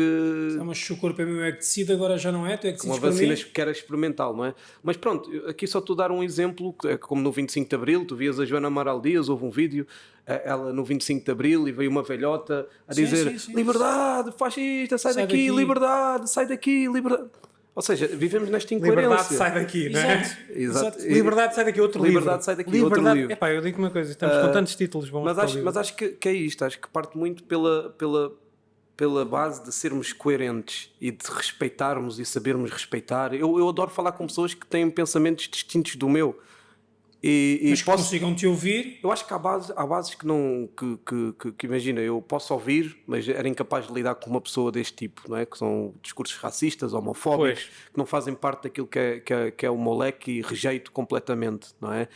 Ouço, mas viro costas. Não dou voz e viro costas e não amplificas. E não amplifico esse tipo de discurso. Mas aqui estamos a falar de coisas que no meu leque acho que não cabem. Imagina, quando falas com um racista, quando eu digo um racista, quando diz a alguém que diz que era supremacia branca ou supremacia preta no mundo, ou seja... É difícil comunicar. É difícil comunicar. Sim. É difícil comunicar e está fora de tudo aquilo que são as minhas bases. Está fora do espectro, não há muito debate a partir daí. É tão extremada a opinião. Exatamente. Que o máximo que tu podes fazer, por exemplo, estás a falar com alguém que é, sei lá, nazi ou que apoia o Holocausto e que diz que não, acho muito bem porque os judeus isto e aquilo. Não há muita conversa. Eu não estou a dizer que eu vou... Não, mas provavelmente o que eu vou fazer é virar costas e seguir a minha viagem. Exatamente. Claro, há uma nuance enorme entre tu encaixares uma pessoa que tem uma ideia, por exemplo, mais nacionalista ou assim, e colocá-la nesse espectro. Tu és nazi então.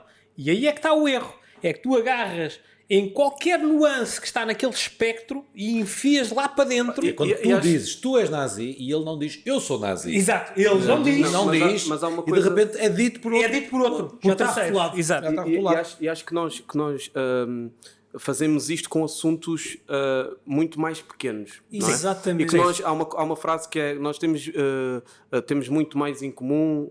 Como é que é? Agora não. Une-nos mais o que temos em comum do que aquilo que É nos mais forte aquilo que nos une do que aquilo que nos separa.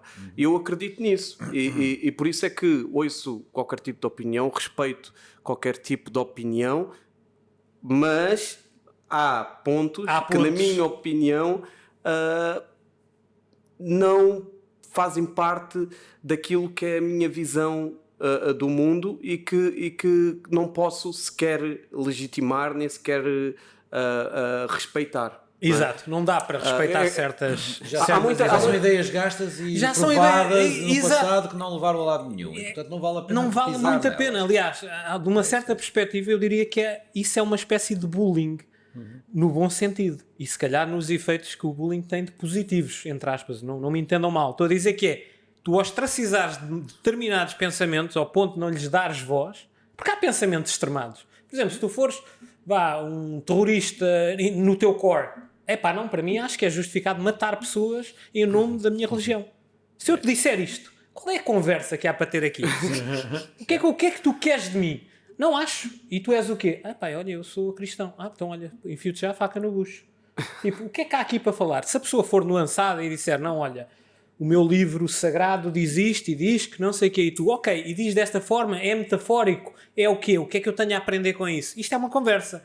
Agora, opiniões tão extremadas que trazem para cima da mesa ou violência ou um desconforto de tal ordem para o terceiro, eu vou-te ser honesto, eu não me dou assim grande palco também a isso. Até posso ter curiosidade de saber o porquê que tu és tão extremado. Isso é importante, é pelo menos saber o porquê que ele é assim. Porquê que ele é assim, exato. Mas explica lá, mas porquê? O que é que aconteceu? Mas Um trauma da infância, como estavas a dizer, há uma contextualização também da própria pessoa, Exatamente, da história da pessoa. exato. Portanto, Mas aí talvez vamos precisa da chegar... abertura humana de queremos ouvi-lo e porque é que ele é homofóbico, porque é que ele tem ideias que nós consideramos nazis. Há um exemplo que eu vi nas redes sociais e que eu acho brutal. Não sei se já viram o exemplo dos macacos enjaulados.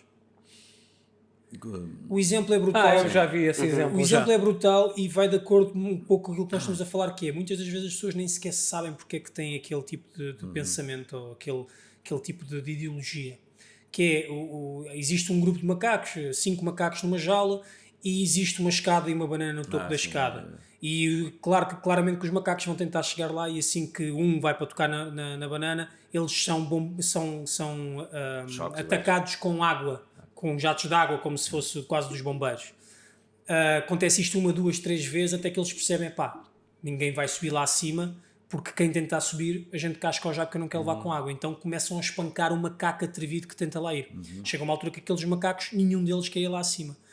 Eles trocam um dos macacos que lá estava por um novo. O que é que vai acontecer? O macaco novo que não sabe de nada vai tentar trepar. Antes de ele trepar já está a levar no focinho. Porquê? Porque os outros que lá estão já sabem que vão levar com o jato de água e não querem. Vai chegar a um ponto que eles vão trocar todos os macacos. Ninguém sabe porque é que não sobem para tentar tirar a banana. Porque mais nenhum tentou. Ou seja, chega a um ponto que as pessoas acreditam em algo que nem sequer sabem como é que começou, mas sabem que não podem fazer aquilo.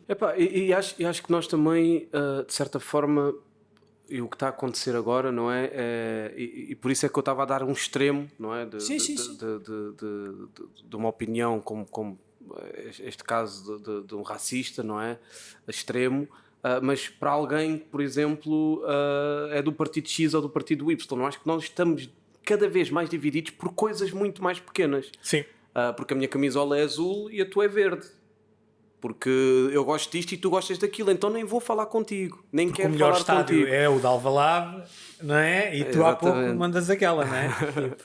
Não, mas é isso, é a forma como nós nos incapacitamos de saber comunicar com o próximo. Às vezes nem que seja ouvir para perceber, ok, empatia, tu não vais querer aprofundar aquilo com ela porque tu percebes que não tens armas e não vais desmontar aquela ideia que ela tem, ok, mas pelo menos sabes quais é que são as intenções daquela pessoa, até mesmo para te precaveres. Tu ficas a perceber o que é que vai na cabeça daquela pessoa. E isso às vezes pode ser o suficiente para tu evitar certas situações, ou até para Mas eu vejo é que nós e que grande parte da população está constantemente a ser dividida por coisas tão pequeninas, tipo mínimas, tão pequeninas, não é? E não tem sequer coisas que nem têm impacto na vida delas. Exatamente. Coisas que são só histórias, são só eu sou disto. Nicho que não eu gosto sou. Não, e depois as pessoas querem que tu sejas igual a ela. Exatamente. É para ela se sentir bem, porque Para se sentir ela bem. é insegura. Qualquer e portanto opinião. precisa de ter alguém que concorde com Ou então com até ela. querem também que haja o outro lado, ao mesmo tempo, que haja realmente o inimigo, alguém que não pensa igual. Pessoas gostam de Que é olha para para nos este. juntar depois com aqueles que são da minha tribo. Ainda mais Exato. amigos, da minha Ou tribo. seja, eu diria que aqui o grande problema da humanidade no geral é a falta de individualismo coletivo, eu diria. Sim, o indivíduo dentro do coletivo. O indivíduo dentro do Sabemos coletivo. viver em coletivo, mas cada um Sendo um mantemos indivíduo, a nossa... questionando, Exatamente. mantendo... Yeah. E isso e viver em harmonia. Bom, havia uma...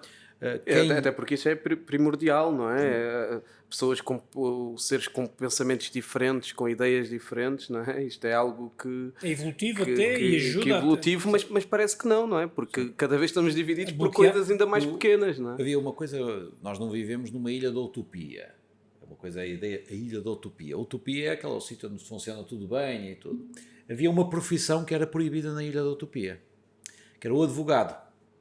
Ah, é? Sim, porque as leis eram tão simples. Eram tão simples, perfeitas. Toda a gente sabia, independentemente de qual era a tua profissão, a tua condição social, entre aspas, tu sabias que havia certas coisas óbvias, quase, por assim dizer, e que estavam no espírito da lei, que era, toda a gente aceitava como normal e natural, ou seja, eu não te vou matar, não me apetece, quer dizer, não é chato eu morrer É chato se tu me matares. é chato se tu me matares. Portanto, outras coisas desse género. Portanto, há várias leis naturais e que nós seguíamos perfeitamente.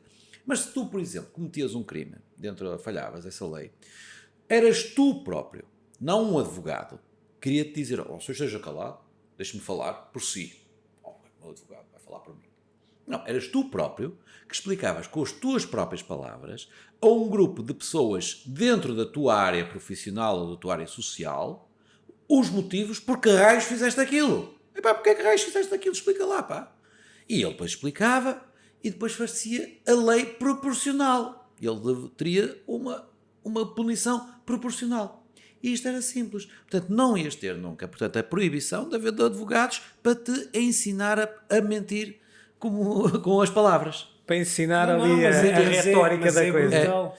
Porque, na verdade, um advogado é um tipo que sabe trabalhar a lei, que sabe entrar nos subterfúgios E tu tens, por exemplo, na Assembleia da República, havia muitos advogados que faziam as leis e depois já estavam a preparar no seu escritório de advogados a maneira para desmontar a lei que fizeram. Para dar a volta àquilo. Mas para quem pagasse bem, os outros cumpriam-se a lei. Aliás, uma frase muito genial que explica bem a situação, que é para os amigos, tudo.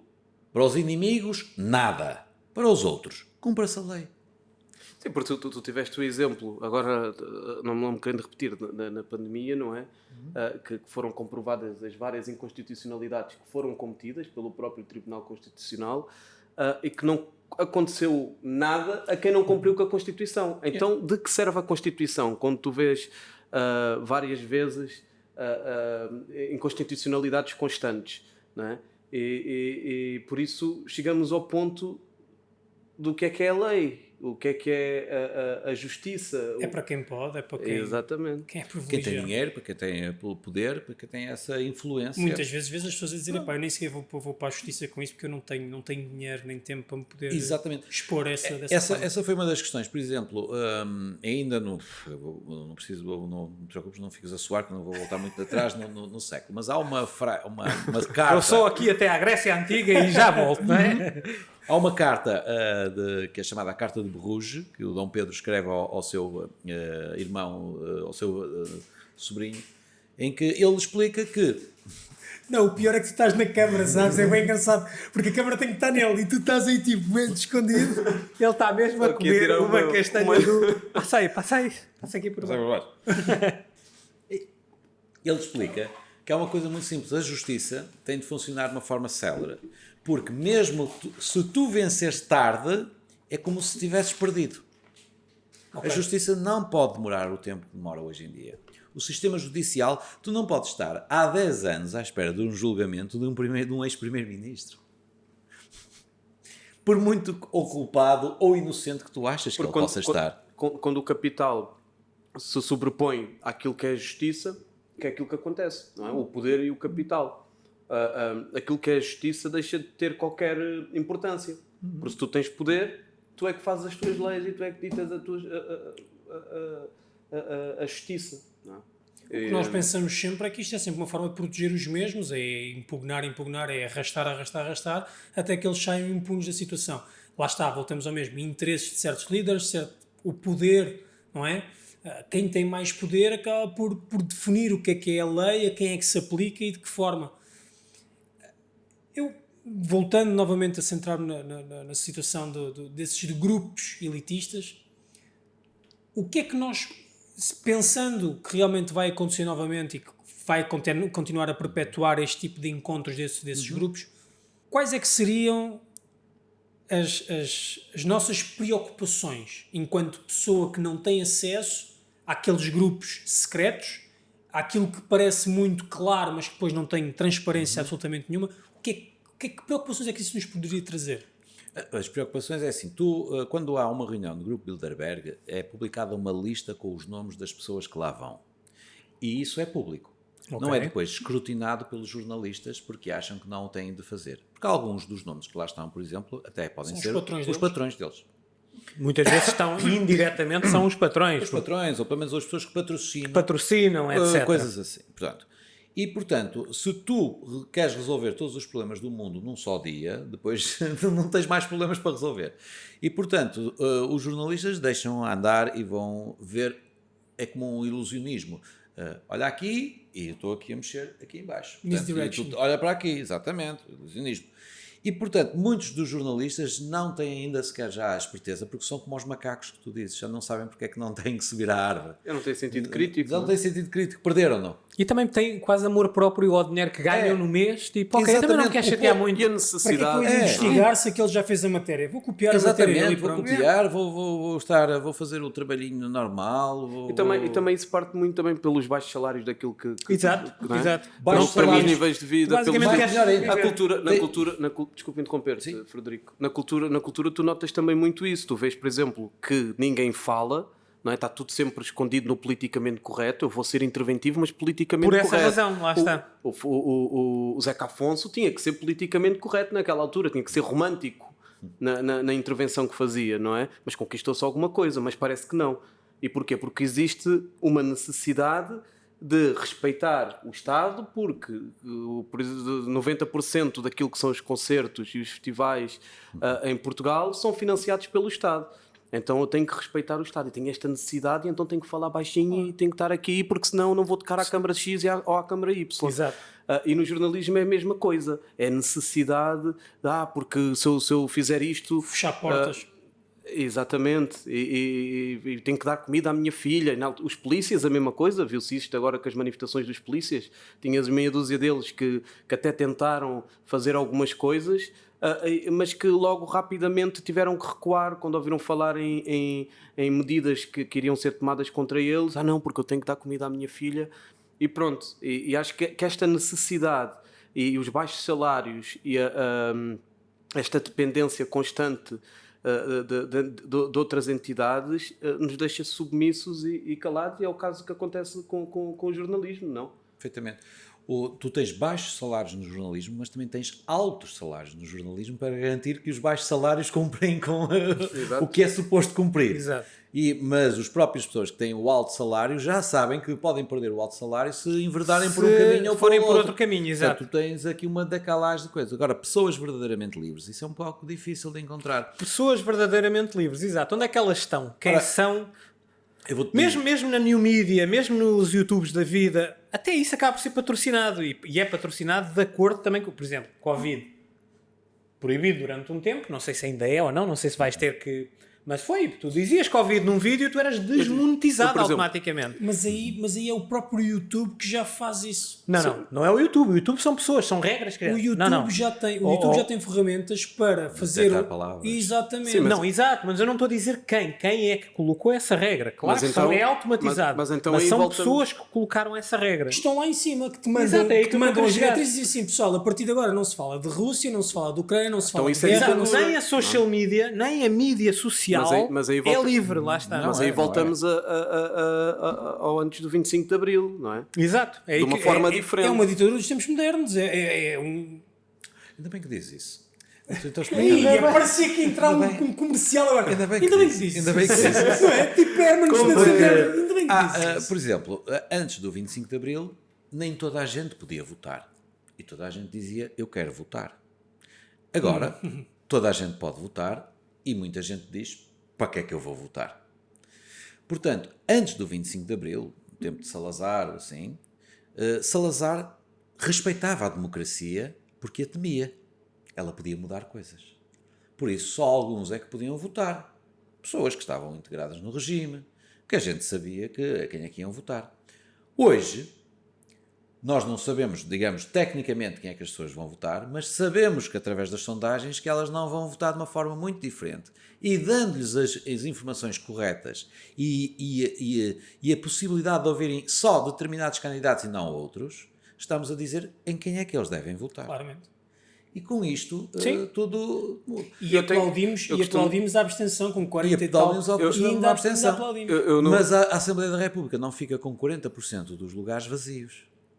Pois, é verdade, é que não está, fica. não fica. Mas devia, não é? Não sei. O Marcelo- A ala da se houve- abstenção. se- a ala da abstenção. Dos Marcelo fantasmas. Rebelo de Sousa foi eleito com 54% ou 55% de abstenção. Não é? Exato. Ou seja, ele teve o Marcelo Rebelo de Sousa, feitas as contas, já teve a o intenção apoio se de vota, 20% da população. 80% não Sim, votou sim, no sim, Marcelo Rebelo de exato. Sousa. Exato.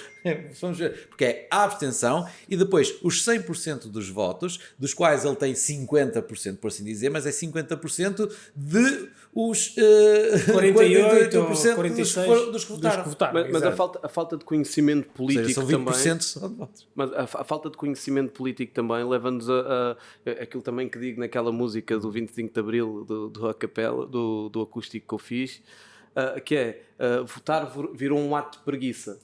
E quando eu digo isto as pessoas votam neste momento numa de, olha, vou votar neste e entrego a minha vida, entrego a minha soberania, entrego tudo a este indivíduo que eu não conheço de lado nenhum, mas defendo a sério, mas não conheço de lado nenhum, mas pá, ele é Deus. fervorosamente, Ele é é um Deus, Deus. quase. Ele Ou é seja, Deus. este homem vai mudar a minha vida. E pronto, e é Foi numa- aquilo que eu disse aqui há uns tempos. E a frase é E é numa de eu vou entregar, ou seja, eu vou preferir que alguém tome conta da minha Toma vida. conta de mim, por Toma favor. conta de mim durante Exato. estes 4 anos, não é? E não se preocupam em depois exigir. E por isso é que nas manifestações estão vazias, muitas delas, não há esta reivindicação como deveria de haver, não é? Porque as pessoas, grande parte delas, votam como uma forma de preguiça e de dizer, epá, vou votar neste gajo para tomar conta da minha vida durante estes 4 anos e depois voto outra vez. E vai mais toda a 4 gente anos. marchar no longo da Avenida da Liberdade no dia 25 de Abril, porque são 50 anos, é uma data redonda, portanto é o Fear Missing Out, portanto todos os meus amigos vão estar, ok, bora lá, não vamos à praia, porque o cool neste momento é mostrar umas fotografias no Instagram com um cravo ao peito, embora nem sequer perceba nada disto, mas é um cravo numa mão e uma cerveja na outra, não é? E acaba- portanto, estamos uns grupos de amigos e essa Combina. coisa toda, e vamos a Liberdade e essa E acaba por ser um pouco elitista todos esses Exato. festejos, porque quando tu desces à Avenida da Liberdade, Eu vou-te descrever a Avenida Liberdade num determinado ponto. Tu estás a descer, tens a Louis Vuitton e depois tens a Yves Saint Laurent, não sei o que, mas tens a seguir a Gucci. Mas ao lado da Gucci, logo a seguir à Gucci, tens a sede do Partido Comunista da secção de Lisboa.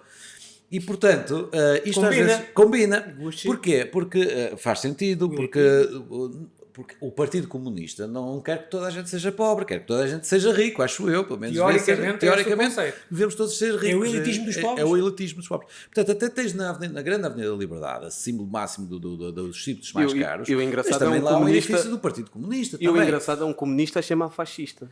Por exemplo, sim, exato. Portanto, A Avenida da Liberdade tens todos os símbolos, tens uma convivência entre o capitalismo e o comunismo saudável, uma prova de que podem coexistir em harmonia e em prosperidade, e portanto não sei porque é que andamos aqui a lutar. A Avenida da Liberdade é um excelente exemplo da grande comunhão que pode existir entre o capitalismo e o comunismo. O que é melhor? Capitalismo ou comunismo? Depende do dia e da hora. Exatamente. E do que é que tu fores. Eu não quero ser o estraga. Eu acho que tudo tem as suas coisas boas. Eu lembro-me de quando terminei a relação, por exemplo, com a minha ex-namorada e buscando aqui mulheres, mas eu lembro-me de terminar com ela e ela, isto foi tudo mal. Ela inspirou-te, de certeza. Foi tudo quando mal, terminaram, foi tudo mal. Eu olho sempre para as coisas no ponto de vista positivo e as coisas positivas que há. E os ensinamentos? E os ensinamentos que isso pode trazer. E acho que todas as ideologias, todas elas têm a sua... Sim. Nem que seja uma coisinha pequenina boa. Nós já falámos de coisas mais radicais e dissemos que mesmo nas coisas radicais podem existir coisas boas e que se devam aproveitar. O que é que queres dizer com isso? Eu não disse nada disso. Pois, eu percebo. Tem enchimento de espentão. São simples coisas humanas. Eu deixo... Há bocado estava a perguntar o que é que ser livre e como é que somos livres. Eu deixo um conselho para que as pessoas, se ainda não lerem, procurarem este livro, que é do Fernando Pessoa. Mais uma vez, chama-se O Banqueiro Anarquista. Leiam este livro, é uma obra extraordinária, é um pequeno conto, lê-se em meia hora, estejam à vontade. É um diálogo entre uma pessoa e um banqueiro que diz que é anarquista, que parece um contrassenso, claro. Mas depois ele vai fazer toda a sua discussão filosófica e vamos chegar aquilo foi escrito em 1922, mas pode ser lido como os dias de hoje e é extremamente libertador. Eu não vou revelar o fim, por assim dizer. Não há spoilers. Não há spoilers. No caso existe ordem. Mas para quem conhece sabe perfeitamente o que é que eu estou a falar e pode estar a sorrir, mas depois vão perceber porque é que nós temos de estar livres. Nós não devemos impor a liberdade ao outro, a nossa liberdade, e nós devemos ser livres por nós próprios e o outro vê o nosso exemplo, depois segue se o quiser. Por isso é que há bocado eu repeti muitas vezes esta palavra e acho que esta base a palavra é a base daquilo que é a liberdade, que é a empatia. Empatia, o respeito e o amor. E para mim essas são as bases daquilo que é a liberdade. A empatia para com o outro, o amor para com o outro. E acho que quando isso tudo se junta, podemos ter uma sociedade com ideias diferentes, com pensamentos diferentes, mas todos eles serem respeitados e vivemos numa sociedade muito mais... Parecem palavras gastas, mas são extremamente mais importantes e muito atuais, dizer empatia e amor e respeito.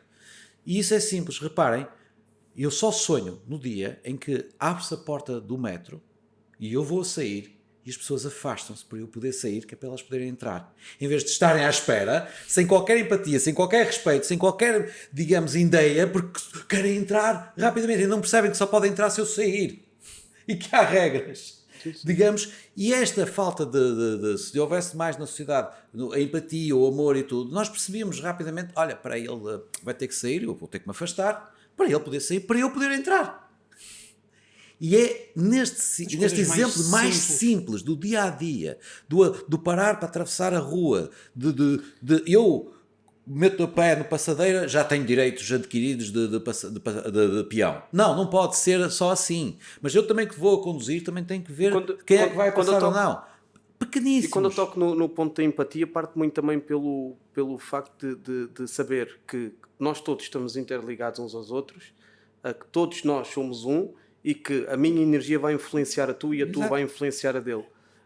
E termos a empatia de proteger o outro. E pronto.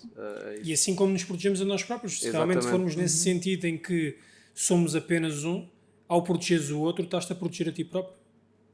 Faz sentido. Faz. E fica, se de repente houver uma coisa boa que te aconteceu a ti, é o pay forward. Tu agora vais fazer também uma coisa boa a outra pessoa. Sim. E essa pessoa vai fazer uma outra coisa boa a outra pessoa. E por isso é que há bocado estávamos a falar do facto de eles estarem-nos a baixar constantemente a frequência com notícias de guerra, com notícias de fome. E isto para chegarmos ao ponto de perdermos a nossa espiritualidade toda e deixarmos de sentir. Hoje em dia é rara a pessoa que sente. É rara a pessoa que sente. Tu dás um abraço a uma pessoa que é um abraço. Está tudo adormecido. Exatamente. Está tudo tipo exatamente. Não é? E o abraço diz muito. O olhar diz muito. Não é? E todas estas coisas básicas que dá para perceber o outro sem qualquer tipo de linguagem estão completamente quase erradicadas, e muito por causa deste massacre também que é imposto e que de certa forma favorece todas estas entidades superiores para aplicarem as medidas que eles querem e as agendas que porque eles estes senhores do mundo, quando se reúnem nas reuniões de Bilderberg, eles têm o poder de fazer o bem, mas depois nós vemos o mundo como ele está e está cada vez pior. E, portanto, nós ficamos a pensar assim, ou eles não têm poder de mudar nada, então porque é que raios são eleitos, porque é que raios se metem em eleições, porque raios fazem promessas, porque raios quando chegam lá não as conseguem cumprir, porque raios nos mentem, porque é que não nos dizem a verdade, ou então estão muito bem informados e sabem muito bem como é que funciona a propaganda e sabem muito bem como é que nos podem manipular. Portanto, só vejo duas perspectivas neste sentido. Não vejo um meio caminho, não vejo um dizer estou a tentar conseguir, tenho boa vontade, vocês é que não estão a ajudar, o Putin não está a ajudar, mas vocês também não estão a ajudar o Putin, não há. Só falam em guerra, não falam em paz, estão a falar em querer nos mandar os nossos filhos para a guerra, não estou a falar de paz. Um dirigente, tu pensas no teu filho, se tu tens um teu filho, tu pensas num filho. Um dirigente político pensa nos filhos de todos nós. Deveria, não é? Deveria. Mas ele pensa nos filhos de todos nós, pensa em mandá-los para a guerra. Pensa em usá-los de alguma forma. De uma forma, ele não quer fazer ao teu filho aquilo que tu queres que o teu filho venha a ser. É um bocado isso. Não lhe dá jeito nenhum. Não lhe dá jeito nenhum. Não dá jeito. Eu vejo isso de uma forma muito simplista, muito rudimentar. Colocando-nos no papel de pessoas que têm conhecimentos muito mais vastos, que entendem porque é que os tratados foram assinados, que famílias é que continuam a governar, qual é a linhagem. Quando nós ouvimos falar das grandes corporates, eles vêm de algum lado. Quando nós vemos estas guerras e esta forma de falar sobre os judeus, por exemplo, porque é que os judeus têm este impacto todo no mundo? Onde é que isto começou? Eu vejo isto desta forma muito simplista, que é, para quem está lá em cima e tem este conhecimento, nem que seja um bocadinho superficial, mas que tenha este conhecimento passado de geração em geração, ele entende que o mundo não é nosso, o mundo é deles. Exato. E como tal, eles têm que organizar o mundo a pensar na sua linhagem. Eles não precisam ter 8 bilhões de pessoas e eles não precisam ter toda a gente feliz, pelo contrário, isso nem é interessante. Se fosse para curar o cancro ou a sida, isso já tinha sido resolvido. Nós temos um James Webb a descobrir tanta coisa e mais alguma. Nós fazemos 30 por uma linha. Não, temos uma Nikon P3000, desculpa lá. Por exemplo. Então, lá vai buscar. Tinhas o Elon Musk a querer pagar a pobreza toda do mundo, não é? Que está avaliado em não sei quantos bilhões de dólares. E que ele disse, eu pago a pobreza toda do mundo. Se vocês me mostrarem um business plan coerente, como é que isso vai acontecer?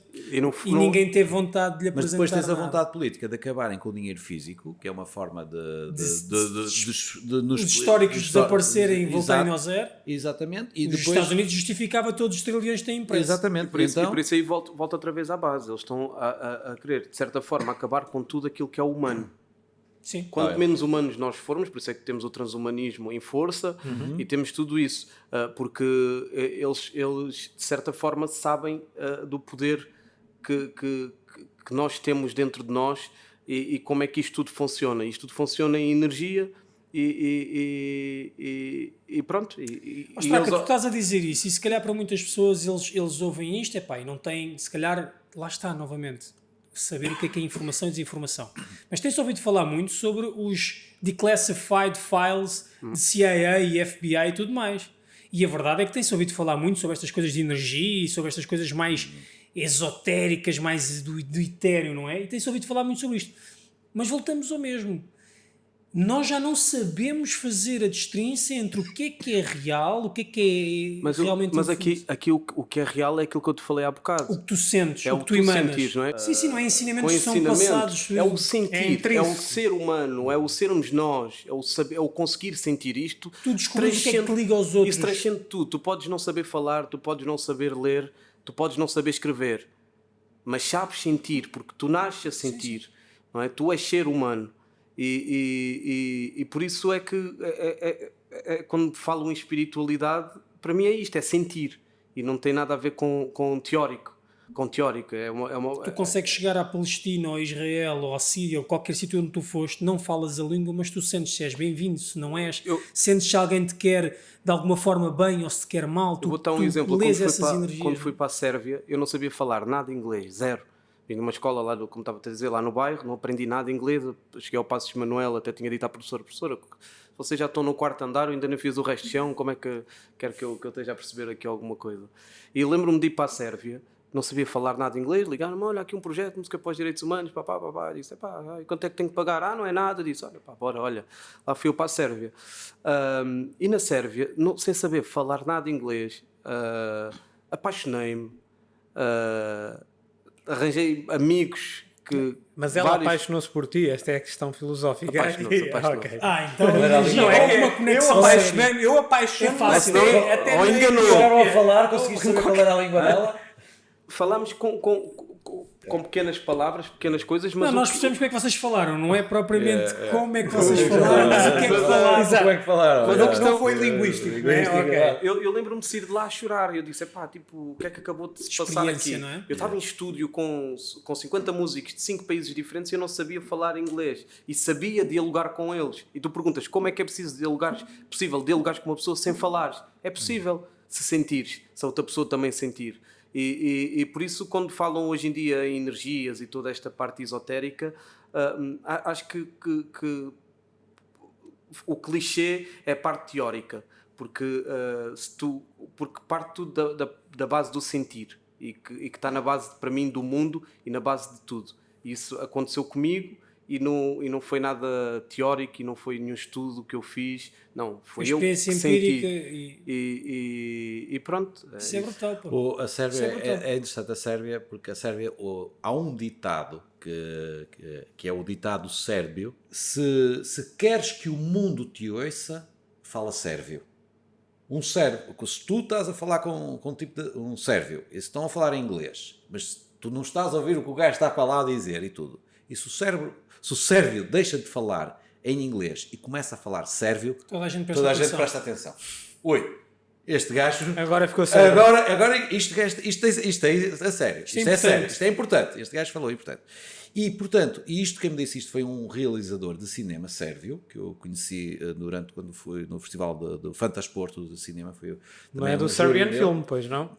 O Serbian Film eu vi-o, muito interessante. Não vi, nem quis ver. Não vejas então. Não quis ver. A minha namorada viu. Oi. Não, ela viu porque ela via filmes de terror. Sim. Ela diz que aquilo não saiu da cabeça dela durante... Não vejo esse Serbian Film. Ele era um diretor dele. Mas eu não vi. Procura. O Milan Zoveris. Procurem. O Milan, nós estávamos a ver um filme, tínhamos que ver um filme brasileiro. E o filme brasileiro era falado em português. Eles falam português no Brasil. E como tal. Parece que sim. E na altura o filme não tinha legendas em inglês. A tempo de... E portanto o Milan, que era sérvio, estava a ver o filme e eu estava sentado ao lado dele e eu ia-lhe traduzindo, dizia, agora estão a dizer isto e tal, isto.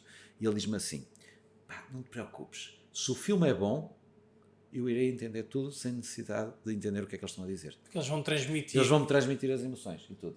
E portanto é isto que o mundo precisa neste grande porto que nós vivemos. Não importa a língua, não importa a tua religião, desde que a tua religião não queira impor-se à minha religião. Exato. Não importa o teu partido, a tua ideologia, eu respeito tudo desde que não provoques guerras. O meu corpo, o teu corpo funciona da mesma forma, independentemente da tua ideologia, da tua religião. Podemos juntar-nos para fazer crescer a terra e aquilo que nós vamos comer de acordo com regras inimutáveis que nós não podemos mudar, que são as regras da natureza. E, portanto, vamos tentar entendermos neste país. Neste mundo. Neste país, neste mundo. Quando eu digo, o mundo é um pequeno país, porque comparado depois com as estrelas e tudo. O Ronald Reagan disse, em 1987, nas Nações Unidas... Ok. Em 1987, o Ronald Reagan disse nas Nações Unidas que muitas vezes eles pensavam com a história da NATO e tudo, como é que seria se a Terra tivesse de enfrentar uma ameaça extraterrestre? aí sim, iríamos todos unir-nos. Exato. Mas é verdade, lá E está. o que se A única coisa que nos teoriza unia era uma que é ameaça a única externa, coisa lá que nos vai Porque é que a fazer- NATO não pode ir até à Rússia, depois ficava com as fronteiras com a China, incluía a China, e depois, entretanto, chegava ao Havaí e já estava tudo. E pronto, o mundo era uma grande, enorme NATO. E depois o que é que vamos fazer? Vamos invadir Plutão ou vamos invadir os outros países? Não, vamos ver que as guerras E não será, servem para e nada, será que a não ser para ganhar a dinheiro. China e a Sem dúvida. Rússia lá está, em que momento é que um país diz não porque eu não quero essa doutrina, não porque eu não quero essa realidade aqui, não porque eu não quero... Os russos já disseram que certos americanismos não entram ali. Ideologias de género, estas coisas vêm da América, começam na América, vão para a Europa, ficam... Este tipo de narrativa, e ele próprio já disse, nós não queremos a americanização da Rússia, nós não queremos isto. Será que eles aceitariam esta? Será que... A minha pergunta é, no meio disto tudo, será que há realmente sempre um oposto? Será que há realmente sempre alguém que criar está um inimigo, em contraste? Por exemplo, tu estás em harmonia e ele não está no teu comprimento de onda. E isso é suficiente para criar uma disrupção ali, estás a perceber? Mesmo tu querendo estar em harmonia, não consegues. Quase como um fractal da natureza. Há sempre alguma coisa que tem que estar em desarmonia. Por isso é que eu acho que nós estamos a viver uma fase de evolução.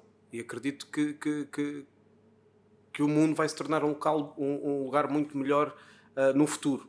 Vamos ter que passar pela desgraça total, Total? Total, não é? Do caos nascerá uma estrela cintilante, dizia o Nietzsche.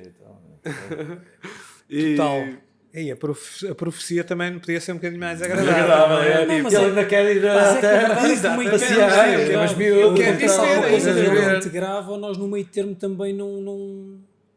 Sim, a conversa já começa a chegar a isso, já não conseguimos encontrar meio termo, já não conseguimos encontrar equilíbrio. Os partidos de centro já não têm, Mas digamos, é isso, voz. mas acho que temos que projetar e temos que ter esta visão do mundo melhor, do mundo mais justo, e temos que projetar e temos que lutar e trabalhar diariamente para esse mundo.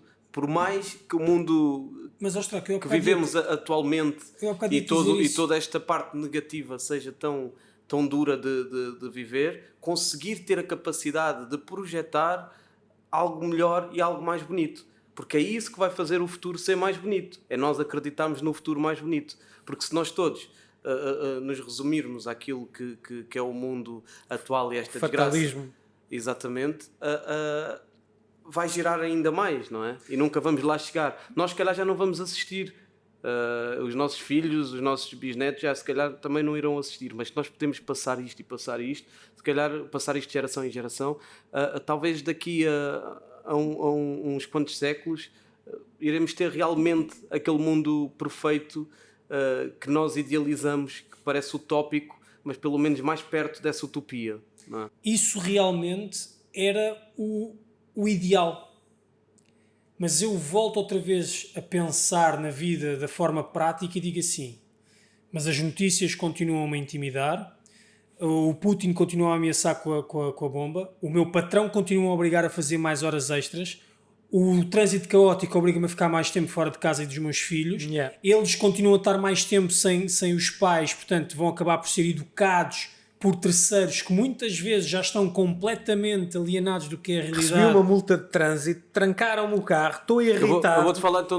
Mas estás a entender o que eu quero dizer, que é, eu entendo o que estás a dizer. Mas a pressão social e a pressão da realidade que nós vivemos não nos permite talvez projetar esse tipo de pensamento. E acho que é um interesse até nisso. Mas exatamente, eu vou dar, por exemplo, o meu próprio exemplo, não é? Porque, imagina, eu tenho as minhas necessidades e luto constantemente de ter que viver neste mundo, nesta realidade, de ter que pagar as minhas contas e sofro constantemente porque, ao mesmo tempo, vivo na ingenuidade, não é? Conforme muitos heróis e muitos líderes, grandes nomes viveram, que eram ingênuos, em tentar mudar o mundo, através da minha arte, neste caso.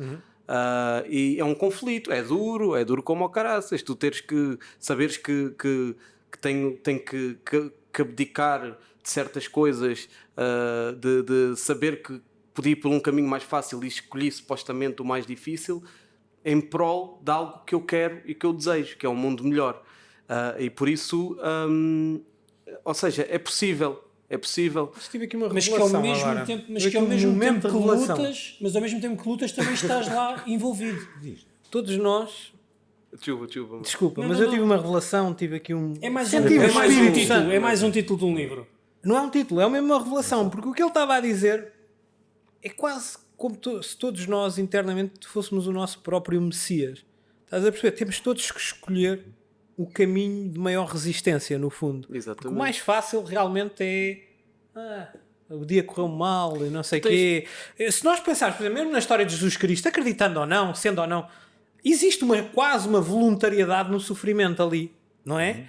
E não tinha que ser assim, teoricamente. Se ele é realmente filho de Deus, não tinha de ser. Isto sendo ou não religioso, só mesmo pela narrativa, só mesmo até pela fábula da coisa. E o que ele estava a dizer é que é mesmo, no meio desta coisa toda do mal, eu tenho que continuar a escolher isto ou aquilo. E se todos nós fizéssemos esse caminho do Messias, mini Messias, isto sem arrogância nenhuma, o mundo podia ser se calhar bem melhor. Eu dou-te o exemplo, tens aqui o exemplo também do Frederico, que é um jornalista de excelência, é uma pessoa incrível, um historiador incrível, e é verdade, né? Provou hoje aqui, sim, para quem não o conhecia, é uma pessoa incrível, um jornalista incrível, e que decidiu, e que é uma inspiração para mim, que sou mais novo, mas que decidiu também ir por esse lado da resistência, da resistência, da dificuldade. E do mundo melhor, porque ele podia estar a trabalhar num correio da manhã, podia estar a receber o saláriozinho, a crescer lá dentro, podia estar a trabalhar num jornal qualquer, não é? E ele decidiu, eu não vou abdicar daquilo que eu quero, daquilo que é a minha visão do mundo e daquilo que são os meus ideais, e se calhar tenho que fazer outro tipo de trabalho porque não quis abdicar daquilo que é a sua visão do mundo e aquilo que ele quer, e por isso de certa forma é uma inspiração para mim, que sou mais novo, estou num ramo diferente, mas é meu irmão porque estamos na mesma luta neste aspecto. Não chores. E eu vou-vos dizer uma coisa. Peraí. Não, espera aí, não estragues isso. Não vou ficar melhor, não. Nós já somos amigos. Tu também és, tu não vais tocar, não vais abraçar. Eu sou racista, tu és africano, não tem nada a ver com isso. Olha, estás a perceber? Se foda. Olha como isto acaba. É o momento mais bonito. Continua, desculpa. O que eu ia continuar é muito simples. Eu queria aproveitar este momento para vos agradecer por terem vindo. Frederico, se um dia vocês os dois puderem voltar para falarmos sobre outras coisas, eu acho muito interessante. Eu acho que realmente, se calhar, acabámos por ser aqui um bocadinho ecléticos demais, dispersámos de um lado para o outro. É o mundo. Mas a verdade é que tudo isto é assim, está interligado de uma forma ou de outra. Se formos há 1500 anos atrás, vamos perceber porque é que hoje estamos aqui a fazer determinadas coisas. Portanto, e o Frederico traz isso muito bem, que é um vasto conhecimento investigativo, não é só simplesmente aquelas tais teorias da conspiração do nada, não é? E Straca, gostei muito de ter-te conhecido, surpreendeste-me pelo aquilo que eu não conhecia, portanto nós precisamos de conhecer, e como tu disseste muito bem, eu gostei muito de ouvir, que é a empatia e a forma como devemos respeitar o facto da outra pessoa nos disponibilizar o seu tempo para falar e para se expor, e nós sabemos as condições que são, portanto eu quero-te agradecer muito e fazer-vos o convite, deixar-vos o convite, poderem voltar quando quiserem, quando sentirem o gosto de voltar a repetir. Portanto eu espero conseguir fazer uma boa edição para que vocês depois de verem a existência, curti, gostei de lá estar, senti-me bem. O Eduardo é um gajo porreiro, portanto dava a falar com ele, ainda bem que eu o trouxe também. Obrigado pelo convite. Não sei o que é que estou aqui a fazer, mas obrigado. Olha, e também agradeço, falo por mim, também pelo Frederico, com certeza. Foi uma honra estar aqui e desejamos também toda a sorte do mundo para este podcast e para este teu trabalho, e que tragas mais pessoas que pensem diferente. Exato. E que plantes este sentimento de empatia tão importante e de respeito pelas várias opiniões e visões. Eu espero sinceramente que este teu podcast venha a ser um sucesso, porque assim vão dizer que eu afinal não estava errado, porque não há, digamos, qualquer resistência, não há censura, não há nada, aquele está errado. Estás condenado.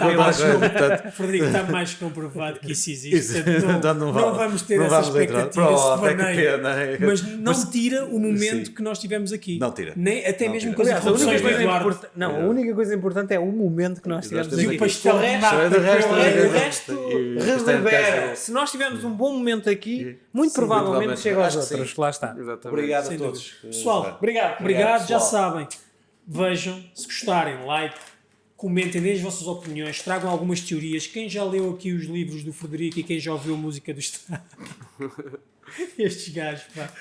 Aproveitem, deem a vossa opinião e até ao próximo vídeo. Muito obrigado, até à próxima. Até já. É pá, muito bom, muito obrigado. Não, muito eu bem. É pá, agradeço. muito obrigado.